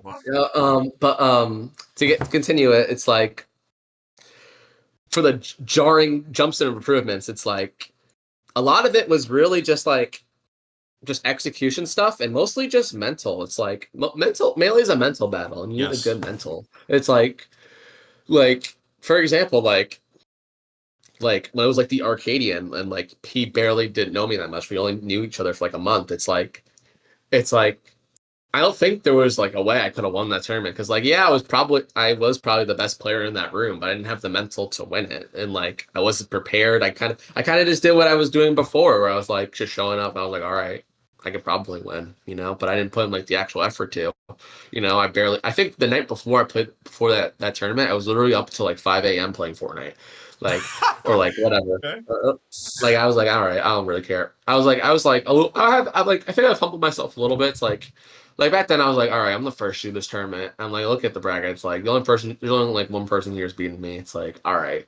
And I didn't like. There's a lot of reasons why I don't think I did good at the Arcadian. I'm not gonna John or whatever. It's just like, but like I'm just like I don't think I was mentally prepared yet to win like a tournament on that scale. It's like back then I didn't treat tournaments like the same like range, And now that Abel's like my coach and like a year later, like he knows me better and like I'm getting a little nervous, I guess, a little that I'm in Winterside Grands and Mass Madness. And then he reminds me, it's like, all right, like go focus up, go warm up against the Fox. There's it's Slox and Ember. There's 2 Foxes, go warm up against the Fox. I'm like, all right. Yeah. And he just tells me to do that. But like a year ago, he didn't really know. He's improved as much as I have in a lot of ways as a coach. Because when he started like coaching me, that was like his beginnings. Like he wasn't as good as he was like he is now. So yeah, that's why you see like the jarring and like results. But I will say it's like I've probably been like around like this skill level, like I would guess since like I don't know, like March. It was probably like that one SSS I did really good at where like I beat like Project Glock and Able. It was like I got to like a bit of like that like top 5, top 10 level, I would say. Yeah. That's when I started like it was like more like obvious to me. Like before I was probably like what like barely top 10 skill level, I guess. I don't know, something like that. It doesn't really matter if you want to talk about like the jarring, like the dramatic like increase from all right, he might like top 8 the tournament to all right, he's gonna be like one of the favorites to win the tournament, like the jarring improvements. It's like mostly just like not even skill, like obviously I got better at the game, but like my mental got like so much better, like of like understanding that like just lose to anybody in melee and like just making sure I'm prepared for every single person. Like I learned this lesson after Alston All Stars, like after I lost to Green Stash, and I was like, man, I prepared for everyone else in this tournament except for Green Stash. I guess I just got to prepare for everybody then. And I was kind of just like the moment I was like, man. It's like I beat Ember at that tournament. I was ready. I did study Ember to beat Ember. The only person I studied the entire tournament, everyone in the bracket, I just studied Ember. That was the only person I studied. I just happened to get Ember because I was like, it can happen, I guess. It shouldn't even happen. But regardless, like I was like, after I got 9th or whatever that tournament, and like I was like at that skill level to like I was like I knew I was capable of winning the tournament. I was like, I didn't prepare for one person fucked me from winning an entire tournament. I was like, man, I gotta just study for everyone, I guess. And that's what I did for like every other tournament. It's like I gotta go for the attendees. All right, we got like the weird ass characters. All right, there's a fucking Ganon, there's a fucking Game Watch, there's a fucking Mart, there's 100 Marts, Bowser, whatever it is. It's like I guess I gotta prepare for that. Whatever, and whatever it is, it's like if it's like a notable player, decent player. It's like I have a good chance to play them. I haven't played them this season because that's how Tom like rolls. Like if you haven't played someone this season, you're gonna play them probably. So it gives me general ideas who I'm gonna play. Like I was like majors, I don't have to worry about this because the brackets are posted before the tournament, so I can just study the person like before the tournament. But yeah, like me and Abel usually like me and him sit down, we VOD review like whatever it is, like all right, I gotta go. All right, I have a good shot at playing. Like, I gotta go. I probably have to go play Luigi at final round E because Green Stash says he's going. All right, guess I'm studying Luigi. I literally after I lost to Green Stash at Alston All Stars, me and Abel watched like Luigi VODs like every week, every day, like every week for to prepare for Green Stash, and I watched Luigi VODs. I watched Green Stash VODs every day until final round. From once I knew Green Stash was going to final round in like early August or whatever, I studied every single day until I played him at final round. I think I studied Luigi for a month straight because I was like, if I lose to Green Stash again, because like Luigi used to be like my least favorite character playing the fucking game. I was like, if I lose to Green Stash one more time, I'm actually gonna lose it. So I made sure.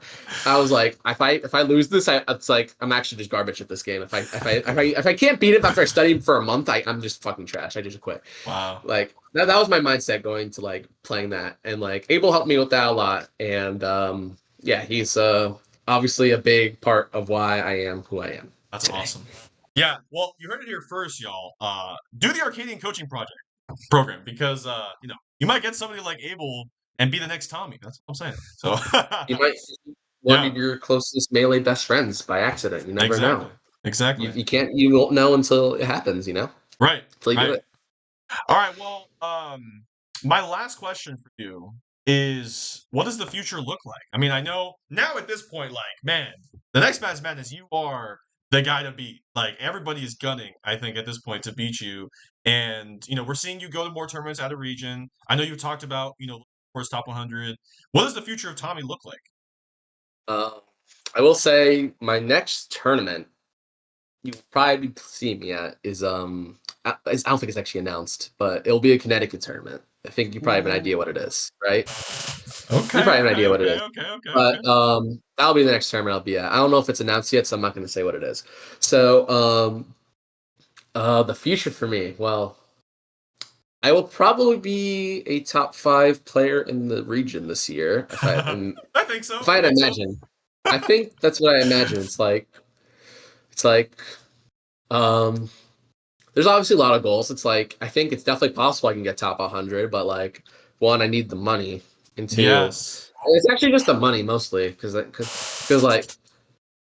can go to like Collision and like a few like I can get like results from like New England regionals, but if I want to get like the juicer wins, I got to go to like Collision and like whatnot, and going to a bunch of majors will increase my chances. But good thing most of them are on the East Coast now, so like besides like Genesis, obviously, and obviously.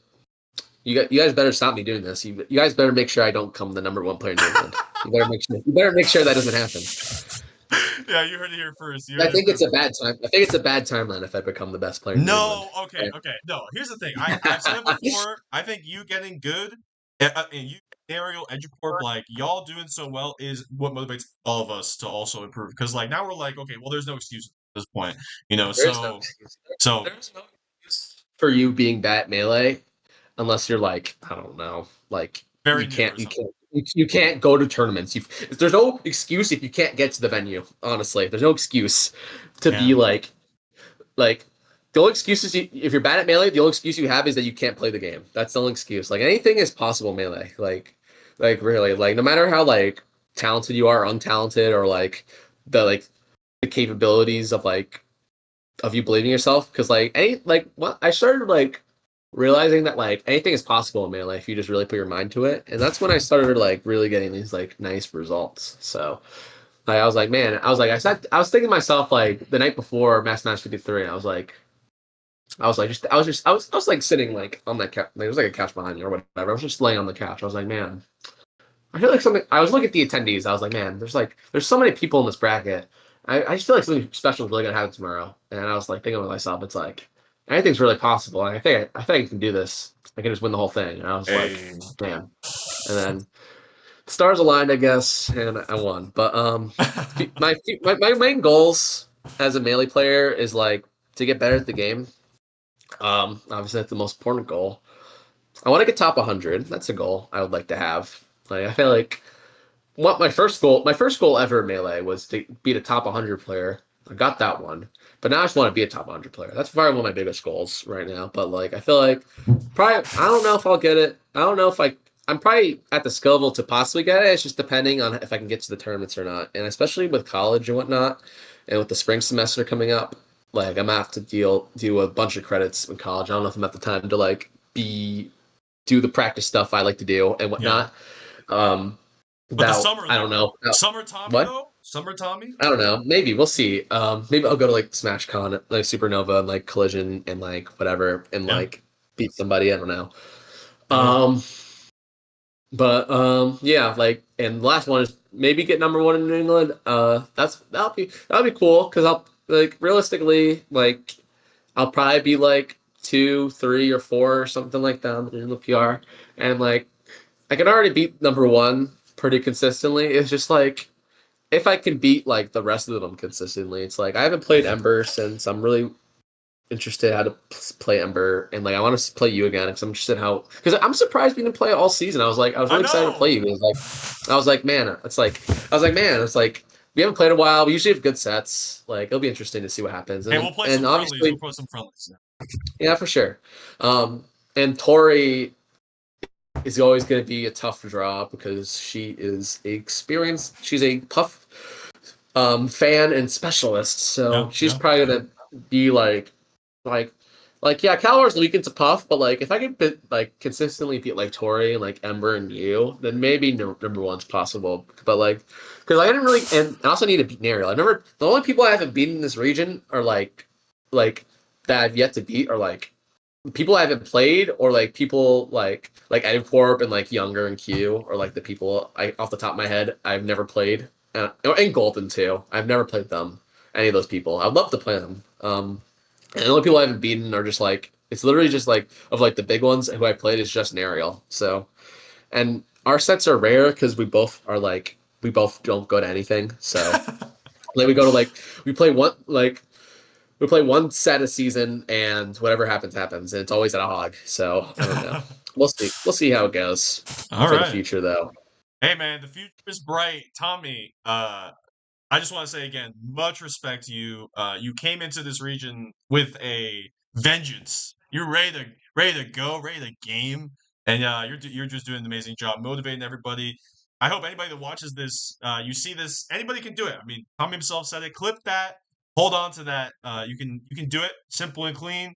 Keep it up, keep the grind up. If one of our best players can study this much, there's no reason why nobody else can't either. So, Tommy, thank you so much for being here. Appreciate you. And for those of you that are watching, thank you so much for watching episode 4 of the New England Melee podcast. Actually, I will say credit to Tommy has given me the idea of doing this a little bit more often, but shorter. So we're probably gonna see if we can get some shorter episodes out there for y'all. I know people are fiending for the content, so we'll probably do more of that. But yeah, thank you so much for watching. Thank you again to Tommy, and have a good rest of y'all's day.